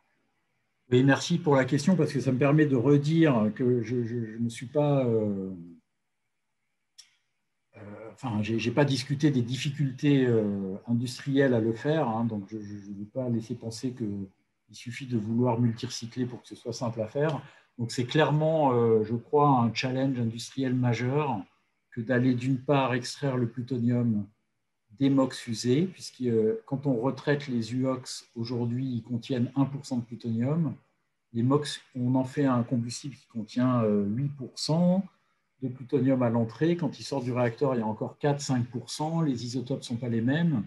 Et donc, le retraitement seul, le seul retraitement de ces MOX usés est clairement plus délicat que les UOX usés. Donc ça pose des challenges industriels majeurs pour Orano et l'usine de La Hague, c'est certain. Et la deuxième chose, c'est qu'il faut recycler ce nouveau plutonium dans les réacteurs REP, et la composition isotopique du plutonium n'est pas la même que le premier. Voilà, il s'est chargé en isotope pair en neutrons, et donc ça complique aussi son utilisation en réacteur. Donc le deuxième passage, ce n'est pas quelque chose qui va se faire comme ça, en claquant des doigts, et c'est clairement quelque chose qui est très très regardé par à la fois les gens des réacteurs, enfin les industriels des réacteurs et les industriels du traitement. D'accord. Si tu peux revenir sur le slide où tu résumais les réacteurs, disons, voilà, avec le gaz, avec le plomb, enfin, voilà. Capacité de confinement du combustible en limitant la présence de carbone. C'est quoi ça? Là, je parle des réacteurs rapides. Donc, il faut que les neutrons ne soient pas ralentis. Donc, le sodium, ça a une masse 23, c'est suffisant pour ne pas ralentir les neutrons. Voilà, pour ne pas les emmener à très basse énergie. Le plomb, c'est encore plus lourd, donc ça ne pose pas de problème. Par contre, les réacteurs à gaz, ils sont un peu bâtis sur des modèles de réacteurs à gaz à neutrons lents où le combustible est entouré de carbure de silicium et de carbone pour... comment dire ? Le sodium et le plomb, c'est un métal liquide, donc il y a une certaine capacité d'évacuation de chaleur. Voilà. Alors que l'hélium, il n'y en a pas. Si on perd la pression d'hélium, il n'y a plus de matière pour évacuer la chaleur. Donc il faut un combustible qui soit très, très réfractaire et qui garde une capacité de confinement de l'uranium et du plutonium, même si la température monte beaucoup. Donc, dans les réacteurs à gaz à neutrons lents, c'est fait par ces couches de carbure de silicium et de carbone qui entourent des petites billes d'uranium et de plutonium et qui permettent de confiner le fuel en situation accidentelle. Ça, ce n'est pas compatible avec les neutrons rapides parce qu'il y a trop de carbone. Donc, le gros enjeu, c'est de réduire cette coquille qui contient du carbone tout en gardant la capacité de confinement de l'uranium et du plutonium, de la microbille de combustible en situation accidentelle. D'accord. Et donc, c'est vraiment l'enjeu des réacteurs à gaz rapides. Quand tu as discuté ces réacteurs qui brûleraient du plutonium, tu as indiqué que ce serait, ou j'ai mal compris, peut-être que ce serait des réacteurs critiques, ou en tout cas la masse totale serait suffisante pour... Oui. Est-ce que ce n'est pas quand même un problème majeur de sécurité à ce moment-là? Alors pour moi, la criticité n'est pas un problème. Enfin, la criticité, elle impose qu'il y ait des. Pour piloter un réacteur critique, il y a des conditions. Et les conditions, il faut qu'il y ait suffisamment de neutrons retardés, sans rentrer trop dans les détails, pour que l'évolution de la cinétique du réacteur soit suffisamment lente pour pouvoir intervenir. Il faut que le réacteur soit autostable, ça veut dire qu'il y ait des effets. Quand la température augmente, il faut que la criticité diminue de façon naturelle. Ça, c'est des effets assez fins de neutronique qui interviennent. Si on a un ensemble, s'il y a l'ensemble de ces critères qui sont remplis, le pilotage de la criticité n'est pas un problème. Le problème de sûreté majeure des réacteurs vient après l'arrêt de la réaction en chaîne, parce qu'il y a une puissance résiduelle qu'il faut évacuer. Et donc, par exemple, à Fukushima, c'est ce qui s'est passé. La réaction en chaîne a été stoppée. Et puis, quand le tsunami est arrivé 1 heure après, il a cassé les circuits de refroidissement secondaire, qui fait qu'on n'a pas pu évacuer la puissance résiduelle. Si le réacteur est critique, son contrôle est basé sur un système actif à ce moment-là. Actif et passif, c'est-à-dire qu'il a des coefficients de contre-réaction naturels qui fait que la criticité est pilotable. D'accord. Bon, il faut peut-être rentrer un peu plus dans les détails, hein, mais typiquement, si la température augmente, il faut que le facteur de multiplication diminue sans que quelqu'un intervienne. Et donc ça, c'est le cas dans les réacteurs REP à cause de l'effet Doppler sur les résonances de l'uranium-238, qui sont des effets assez fins. Mais voilà, il y a des contraintes, si tu veux, pour que le système soit autostable sans qu'on intervienne. D'accord. Et vraiment, les questions de sûreté majeure sur les réacteurs critiques, ce n'est pas la criticité, c'est vraiment après l'arrêt de la réaction en chaîne, de pouvoir évacuer cette puissance résiduelle. Ok, merci beaucoup. Je laisse la parole. Merci.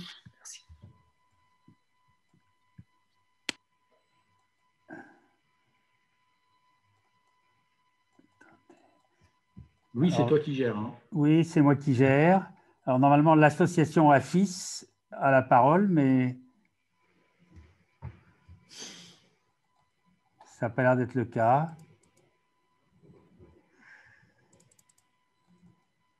Je vais lui donner... Est-ce que vous m'entendez?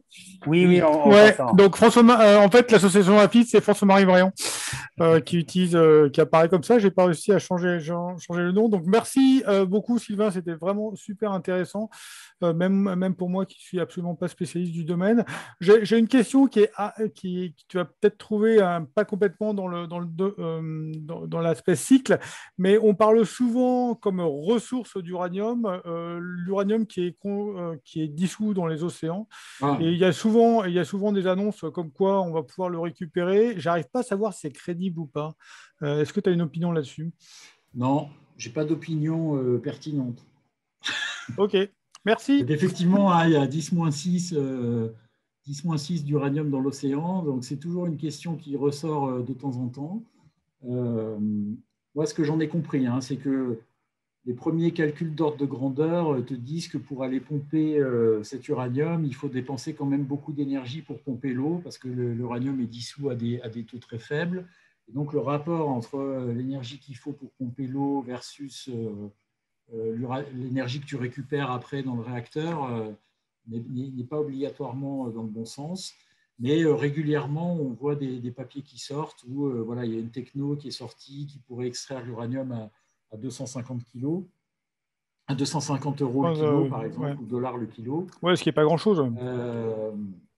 Moi, la difficulté, c'est est-ce que ces technos qui existent, qui sont peut-être rentables du point de vue de l'euro par kilo, sont capables de se déployer avec des surfaces d'échange suffisamment grandes pour alimenter un parc mondial. Mais si on arrivait à extraire l'uranium de l'eau de mer à 200 euros le kilo avec un rapport d'énergie grise, si tu veux, enfin, ou d'énergie qui est favorable, là, il y a des ressources pour beaucoup plus longtemps avec l'uranium 235, sans parler de régénération. C'est ce que j'ai compris. Ouais, je n'ai pas un avis plus pertinent que ça. Merci. Merci. Maurice? Oui, écoute, Sylvain, c'était remarquable ta conférence. Bon, je voudrais dire deux choses. Il y a un chiffre qui n'apparaît pas trop clairement dans ta conférence et que j'aime bien à donner, qui est que l'uranium 238 qui est stocké en France à cause de nos réacteurs, on en a pour 1000 ans d'indépendance énergétique, 1000 ans ou même un peu plus, avec des surgénérateurs. Hein, c'est-à-dire que ça n'apparaissait pas trop clairement. Alors maintenant, l'uranium, actuellement, il y en a pas mal dans le monde. Hein, on est très loin de l'épuisement. Et il y a un chiffre aussi que j'aime bien. Ah oui, non, effectivement, ça y était. Et il y a un chiffre que j'aime bien donner à ces messieurs antinucléaires, qui est la chose suivante. Si on a un jardin de 1000 mètres carrés et sur 1 mètre de profondeur, il y a de 3 à 5 kilos d'uranium, qui n'est pas d'ailleurs utilisable non plus, hein, pas plus que l'eau de mer. Les mines utilisées, c'est quelque chose comme 1 pour 1000 ou quelquefois plus, c'est jamais en dessous. Hein, et donc, l'uranium du jardin, chacun le garde. Alors, donc je rebondis. Moi, j'ai calculé que c'était 5000 ans. Hein. Oui, non, mais ça peut être ça. Hein. Et j'en profite pour dire effectivement que la question des ressources, c'est d'abord, c'est toujours très compliqué de parler de ressources disponibles totalement. Il y a à la fois le stock disponible. Donc l'AIEA parle de 15 millions de tonnes, 16 millions de tonnes, certains 5, certains 30. Bon, voilà, donc moi je suis très prudent là-dessus. Il y a la deuxième chose qui peut être plus compliquée, c'est le flux, c'est-à-dire à quelle vitesse l'industrie minière est capable de construire des mines pour extraire ces millions de tonnes disponibles. Et il est possible, si tu veux, que même s'il y a de l'uranium disponible, on ne soit pas capable d'aller l'extraire au rythme qu'il faudrait pour pouvoir assurer un déploiement relativement important des réacteurs basés sur l'uranium 235, ce qui irait dans le sens d'accélérer le recours à la régénération. Ah oui, j'avais une question quand même à te poser qui était sur le traitement du plutonium. Tu disais qu'avec les REP, à la deuxième génération de plutonium, c'est moins bon parce qu'il y a d'autres isotopes. Mais est-ce que c'est vrai aussi avec le surgénérateur, ou bien en fait le surgénérateur, il brûle bien ce qu'il faut Alors, non, disons que le surgénérateur, lui, il est à l'équilibre et il est critique, et donc il a une composition du plutonium qui reste relativement stable. Sa composition isotopique reste relativement stable et relativement proche du plutonium qu'on lui mettrait au début, c'est-à-dire qu'il serait issu des MOX usés. Par contre, j'aime pas trop le terme brûler parce que il régénère, c'est-à-dire que si je brûle une tonne de plutonium, je refais une tonne de plutonium par 4. Oui, absolument. Merci. Sydney, normalement tu devrais pouvoir parler.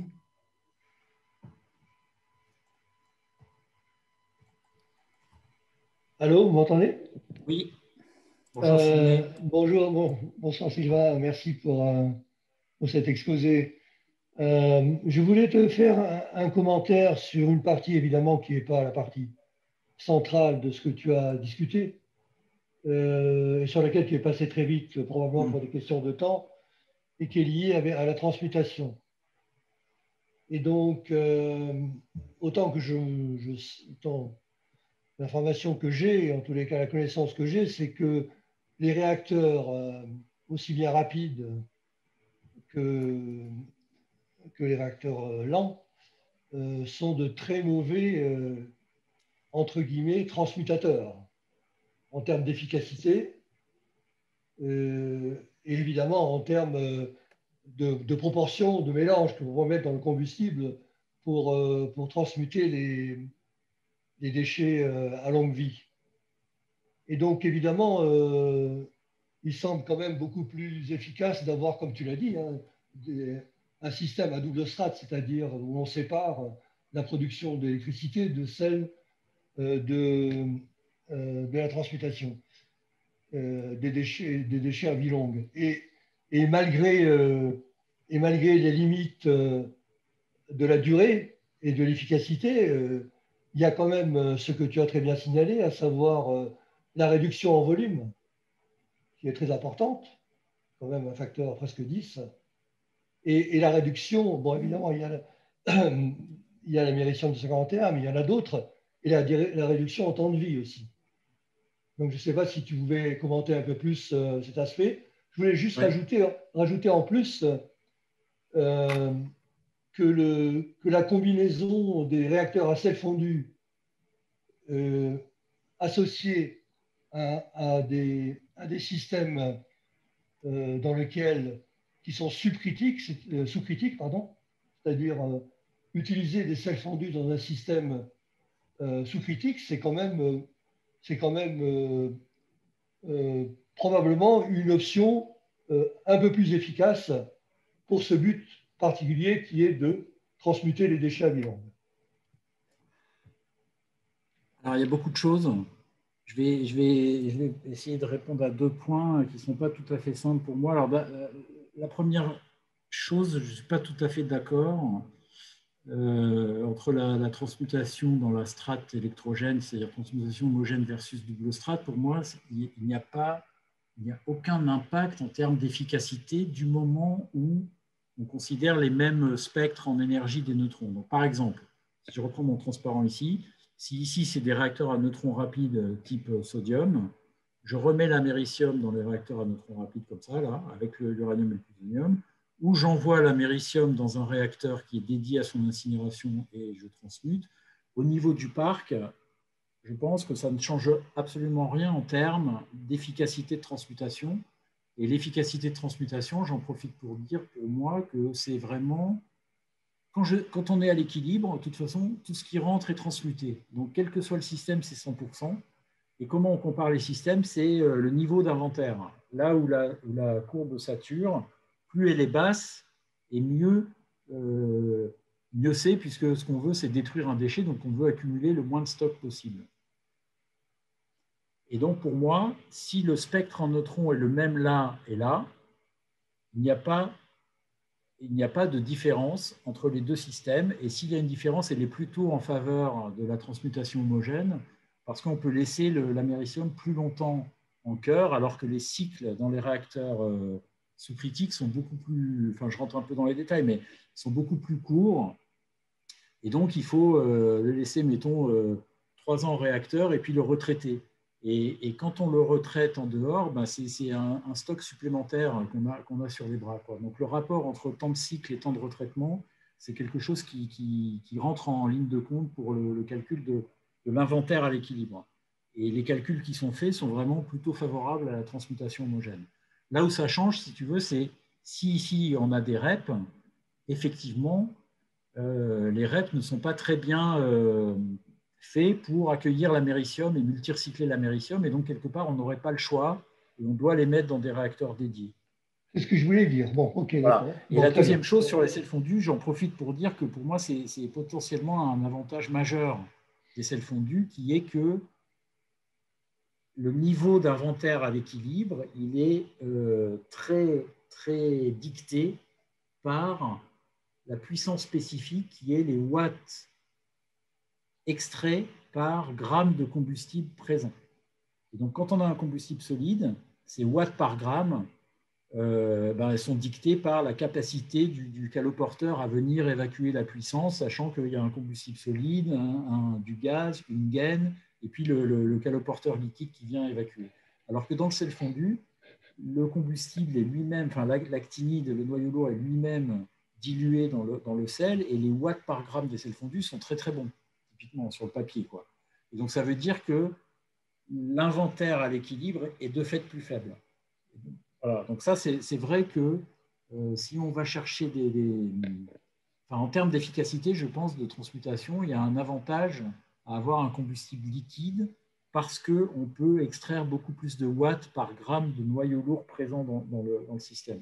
Il faudrait un tableau et puis écrire une petite formule, mais je pense que ça, c'est tout à fait je suis ravi que tu arrives à cette conclusion et tu l'explicites encore mieux que moi. Et donc, voilà, la combinaison me paraît quelque chose à continuer à étudier parce que si tu veux, mon manque d'enthousiasme latent sur la transmutation, c'est que si on veut transmuter l'américium, il faut d'abord savoir ce qu'on fait du plutonium. Il n'y a pas de sens à aller transmuter l'américium tant que le plutonium n'est pas multirecyclé quelque part.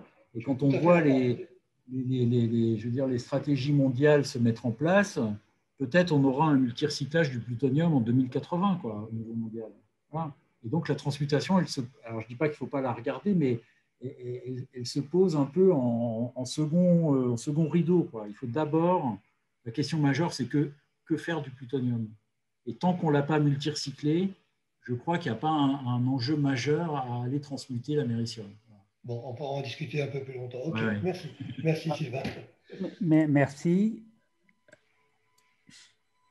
Chadebec, normalement tu as la parole. Oui, merci.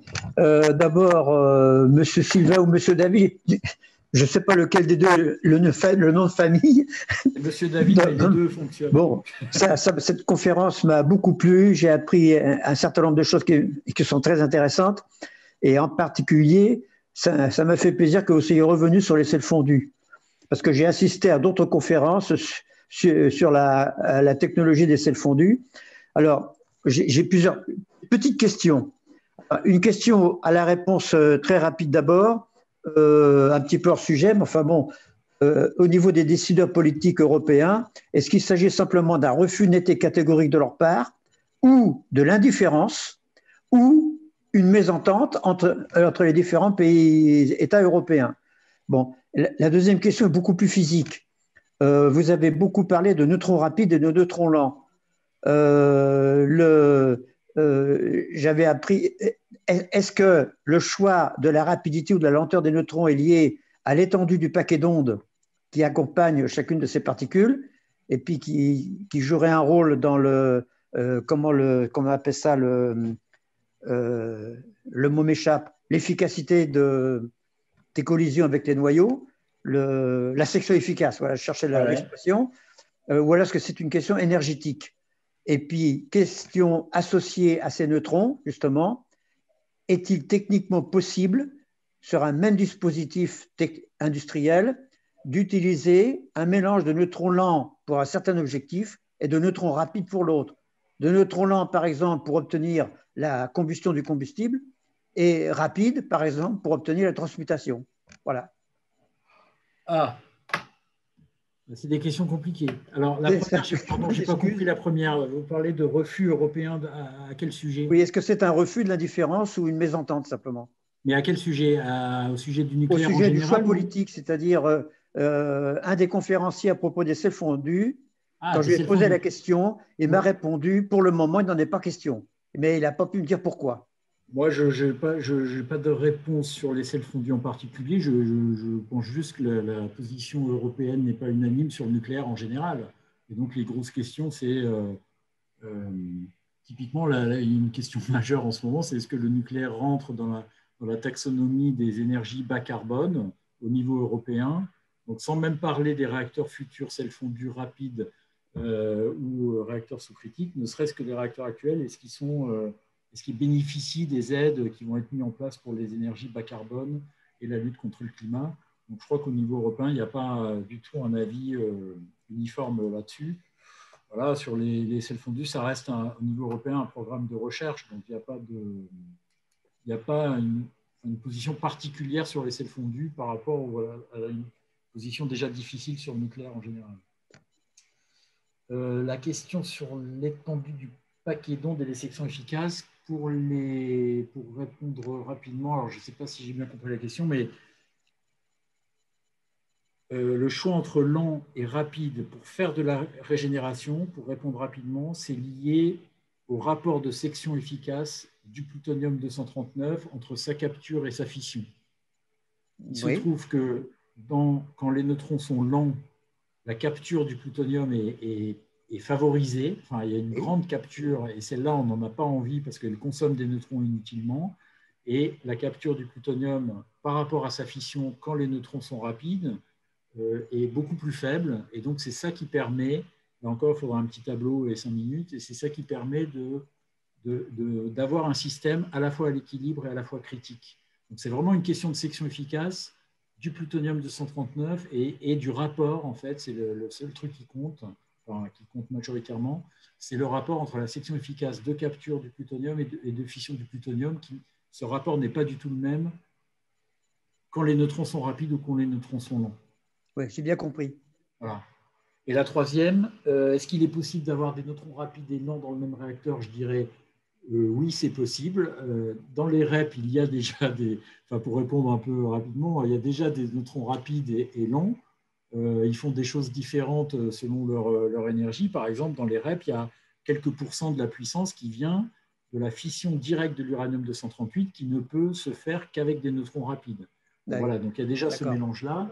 Après, on peut jouer sur le spectre en énergie des neutrons selon ce qu'on veut faire. Est-ce qu'on pourrait imaginer un réacteur où il y a une zone où les neutrons sont rapides et une zone où les neutrons sont lents? Je pense qu'on pourrait tout à fait le faire.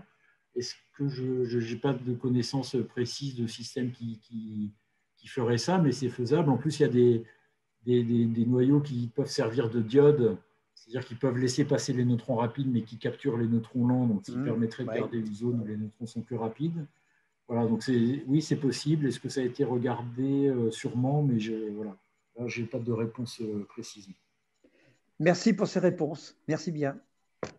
Merci. Alors, Philippe?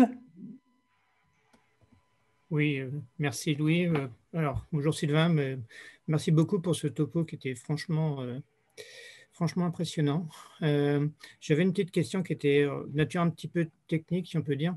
Dans la zoologie des différents réacteurs et des grandes familles de réacteurs ou d'objectifs que tu as mentionné là, tu n'as pas mentionné la technologie, je crois, canadienne des réacteurs à eau lourde, des CANDU, qui me semblait pouvoir jouer un rôle un peu intermédiaire entre ce qu'on appelle de manière un peu idéale les neutrons rapides et les neutrons lents.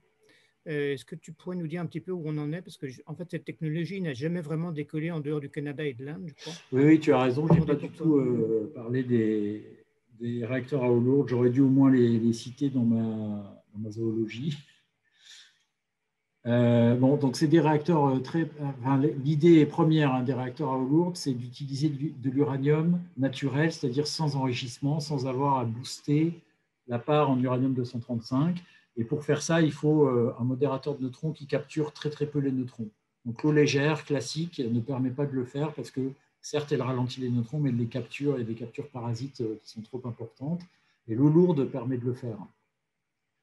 Ça reste des réacteurs qui sont très particuliers, parce que comme il y a très peu d'uranium-235, il y a très peu de réserves de matière fissile, et donc il faut le recharger continuellement. C'est une sorte de sel fondu solide, c'est-à-dire que tous les jours, il y a des assemblages qui sortent et des assemblages qui rentrent, et le système est fait pour que ce changement de combustible soit fait sans arrêter le réacteur. Donc c'est quand même une machine très particulière.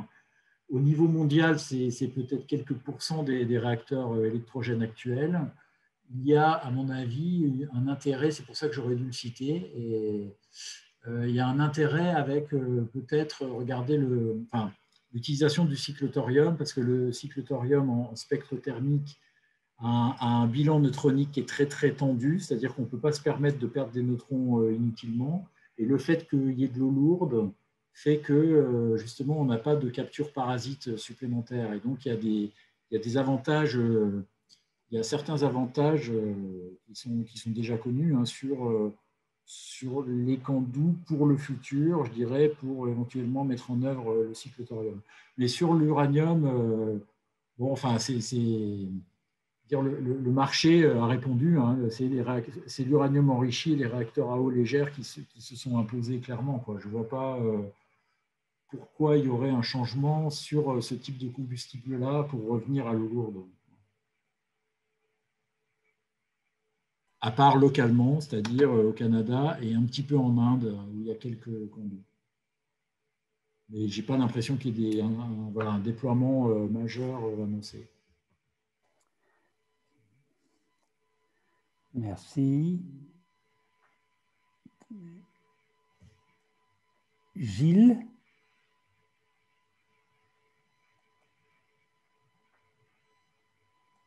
Gilles, tu peux parler? Oui, je voulais poser une...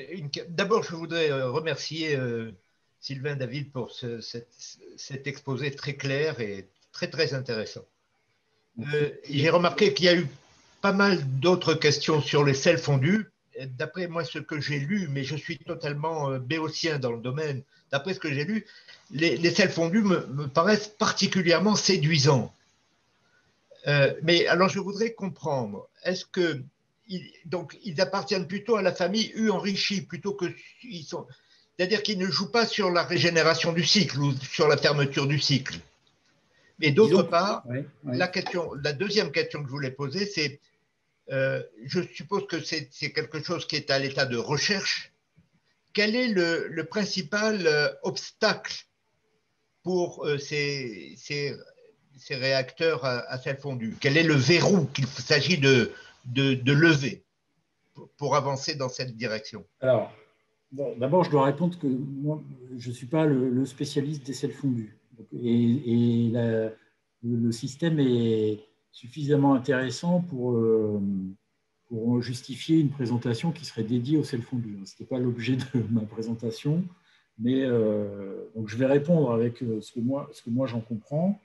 Alors, sur la question, est-ce que c'est guidé par le cycle, la régénération ou l'uranium enrichi, je dirais qu'on peut tout envisager dans le réacteur à sel fondu. Moi, il me semble qu'ils ont déjà été pensés dès le début, plutôt par le cycle, c'est-à-dire et notamment pour mettre en œuvre le cycle thorium-uranium 233, qui a des caractéristiques neutroniques un peu particulières et qui se marie bien, je vais dire, avec les sels fondus, parce que le combustible liquide fait qu'on peut retirer certains produits de fission en ligne, etc. Donc, j'ai l'impression qu'il a été pensé au début avec une vision vraiment cycle et régénération.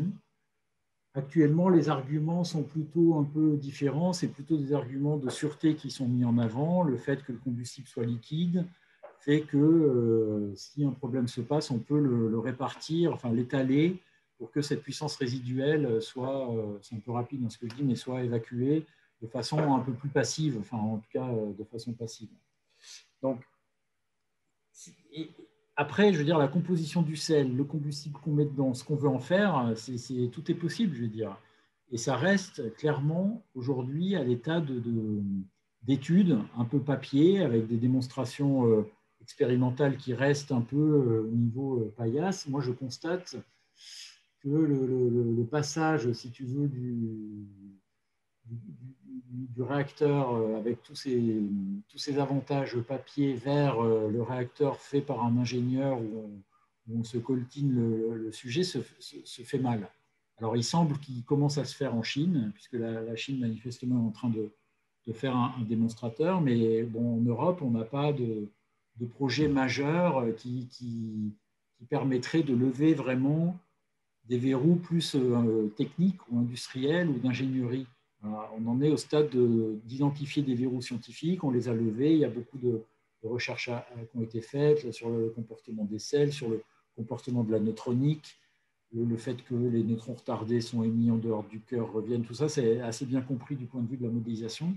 Mais voilà, on attend que quand ce système est pris en main par un ingénieur, enfin, ou par une industrie de réacteurs, je pense que d'autres problèmes vont se poser. Il faut le faire pour savoir, en fait. Voilà.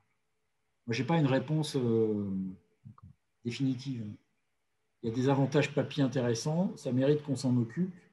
Et puis, à un moment donné, il faudra se coltiner le problème. Oui, mais... Voilà, je ne sais pas si c'est une réponse claire, mais... Si, non, moi, ça me satisfait tout à fait, mais j'ai quand même l'impression que ça mériterait, si je peux encore intervenir, ça mériterait tout de même un grand effort de coopération largement international, ce point. Parce que franchement, oui.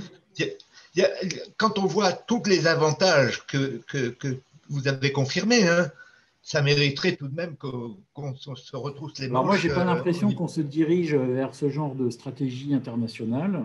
Oui. En Chine, il y a manifestement un projet qui avance de démonstration, mais qui est national. En Europe, il y a des projets de recherche, hein, il y a des choses qui se font, mais il n'y a pas, je dirais, un grand projet d'un prototype, ne serait-ce qu'à quelques dizaines de mégawatts. Et puis aux États-Unis, c'est plutôt le modèle des startups, donc ce n'est même pas un projet de collaboration à l'intérieur du pays, mais c'est plutôt des startups qui se montent, qui lèvent des fonds, et on ne sait pas si quelque chose va sortir un jour de ce modèle américain. Mais après, il faut aussi, je pense, voir qu'il y a une sorte de paradoxe il y a une difficulté d'innovation dans le nucléaire, il ne faut pas s'en cacher. Je veux dire, les contraintes de sûreté font que si on veut changer les gaines du combustible, ça prend 20 ans. Et donc, ça n'aide pas à, je dirais, à envisager des innovations plus ou moins importantes et encore plus des innovations de rupture, comme un réacteur à sel fondu. Je pense qu'il y a un obstacle un peu presque intellectuel là-dessus. Moi, je serais d'accord de dire qu'un effort international pourrait passer cet obstacle, mais ce n'est pas ça que l'on voit actuellement. Merci.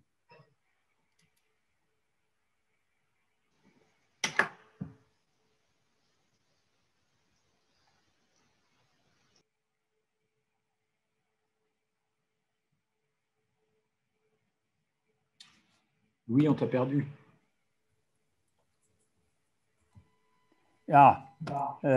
Vous m'entendez là? Oui, c'est bon. Là. Oui, Jacques, normalement, on devrait t'entendre. Oui. Vas-y. Merci de me redonner la parole. Oui, Sylvain, j'avais coupé mon micro, donc je ne pouvais pas te remercier. Mais ce n'est pas pour ça que je le redemande de nouveau. Tu as bien montré, c'était très clair dans ton exposé, que le multirecyclage, c'était un peu contradictoire avec l'accumulation du plutonium pour développer à terme une filière à neutrons rapides, puisqu'on a 300 tonnes de plutonium et que pour avoir l'équivalent de ce qu'on a aujourd'hui en neutrons lents, il en faudrait 1200, quelque chose comme ça, 20 tonnes par réacteur. Donc voilà. Alors, donc, bon, ça c'est un premier point. Mais alors du coup, il faut mettre ça on peut mettre ça en regard avec l'arrêt d'Astrid et puis l'avis de l'ASN de considérer le plutonium qu'un déchet plutôt que comme une ressource. Donc, est-ce qu'il n'y a pas en filigrane là-dedans un choix français qui est relativement clair? On a vu que la perte de compétences dans les aspects industriels, ça pouvait avoir des conséquences importantes.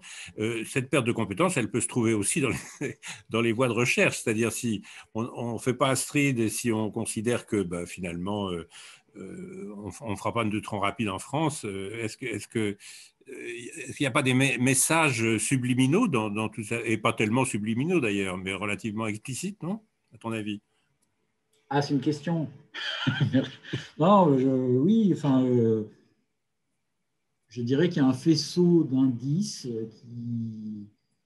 qui laisse penser que la vision classique française, qui était qu'on aurait besoin des réacteurs à neutrons rapides à une échelle à moyen terme, on va dire nucléaire, c'est-à-dire entre 2040 et 2060,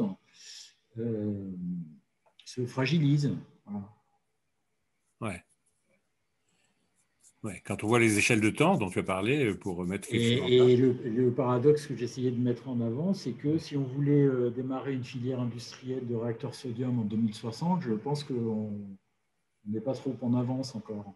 Enfin, je veux dire, il y a des temps très longs d'expérimentation pour en faire une filière vraiment industrielle. Parce que ce qu'il y a derrière, c'est une lapalissade. Mais si on a besoin des réacteurs rapides régénérateurs, c'est qu'on aura consommé beaucoup d'uranium. Ouais. Si on a consommé beaucoup d'uranium, c'est qu'on a refait beaucoup de nucléaire. Et si on a fait beaucoup de nucléaire, c'est qu'il faudra beaucoup de réacteurs à neutrons rapides.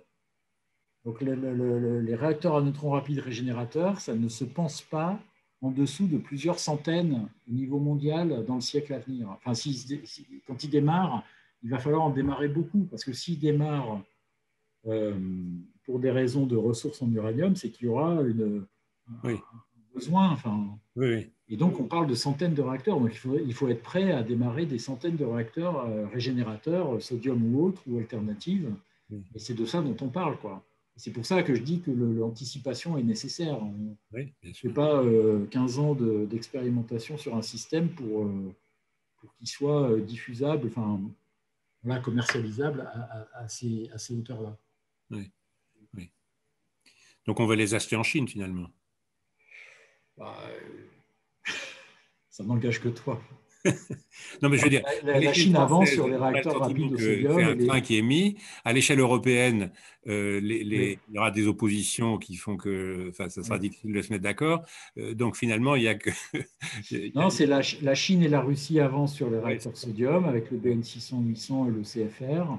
Je dirais que les États-Unis avancent plus sur des technologies en rupture avec ce modèle de start-up avec lequel on ne sait pas si ça va donner quelque chose, mais on n'est pas à l'abri d'un résultat. Hein. Vu les sommes mises en jeu, et je dirais que l'Europe a une position totalement inexistante sur ce sujet-là. D'accord. Eh ben, merci beaucoup. Bon, je sais pas, je ne devrais pas dire ça parce qu'après c'est mis sur YouTube, non, c'est ça? Oui, bon, ça va, ça va. Non, mais merci. Je pense que c'est partagé par beaucoup de monde. Ouais. Alors, c'est pas un scoop. Là, oui, alors, la dernière question, c'est iPad de Jean-Paul. Attendez, tu dois pouvoir parler. Je sais pas. Allô?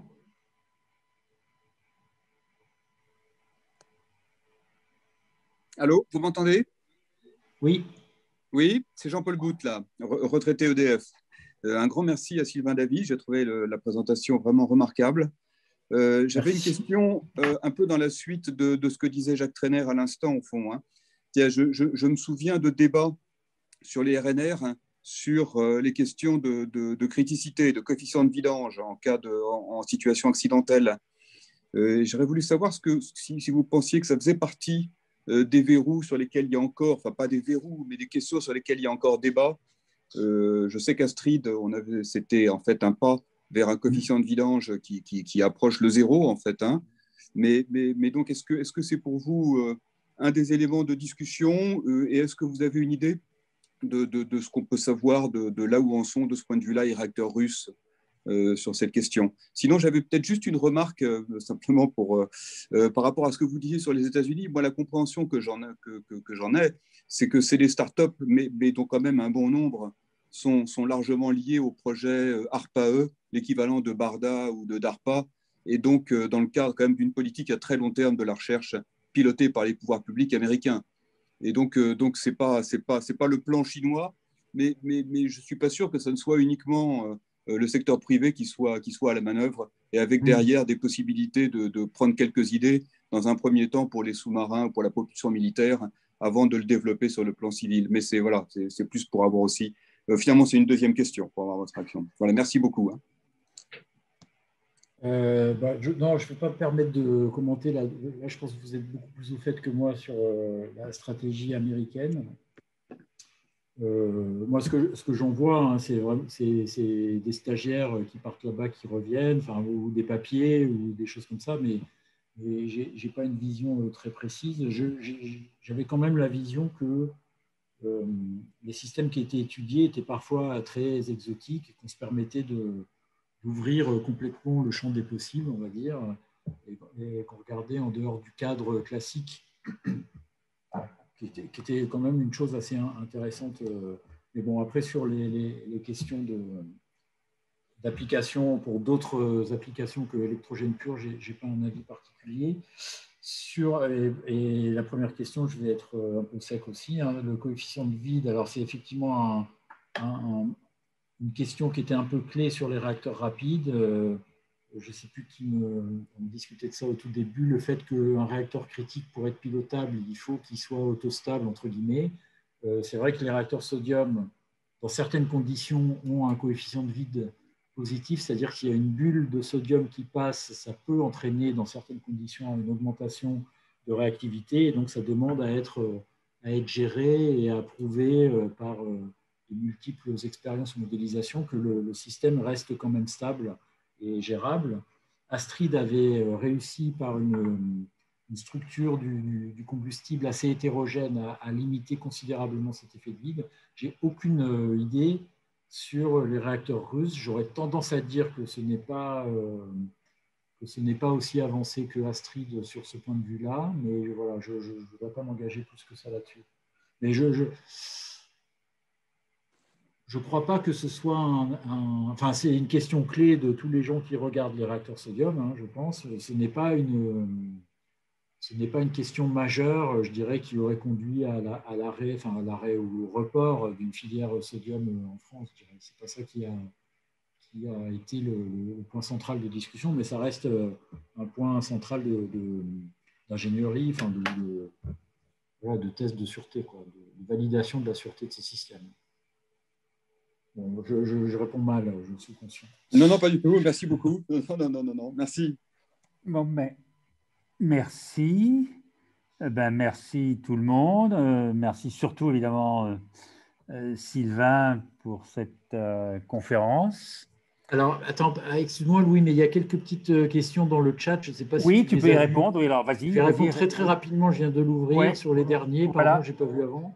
Vas-y. Les SMR et les réacteurs de sous-marins nucléaires. Les réacteurs de sous-marins nucléaires sont effectivement des petits réacteurs.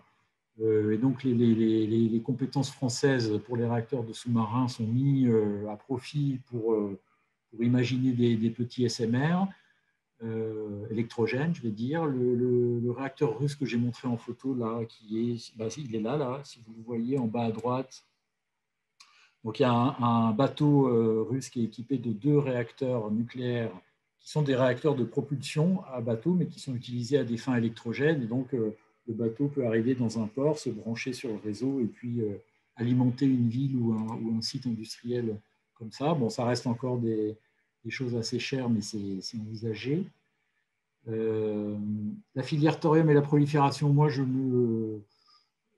dès qu'on fait du nucléaire, il y a de la matière fissile, il y a des neutrons, et donc les questions de prolifération, elles se posent différemment selon les cycles, mais je pense qu'elles se poseront toujours. Je n'ai pas un avis tranché sur la question de savoir si telle ou telle filière est plus ou moins proliférante. C'est une question qui est un peu délicate, je pense, qui ne se règle pas directement, parce qu'il y a de la matière fissile de toute façon. Les réacteurs rapides permettent de surgénérer du PU, ça c'est tout à fait vrai. Plutôt que d'atteindre l'équilibre, on peut produire plus de plutonium que ce qui est consommé à chaque cycle.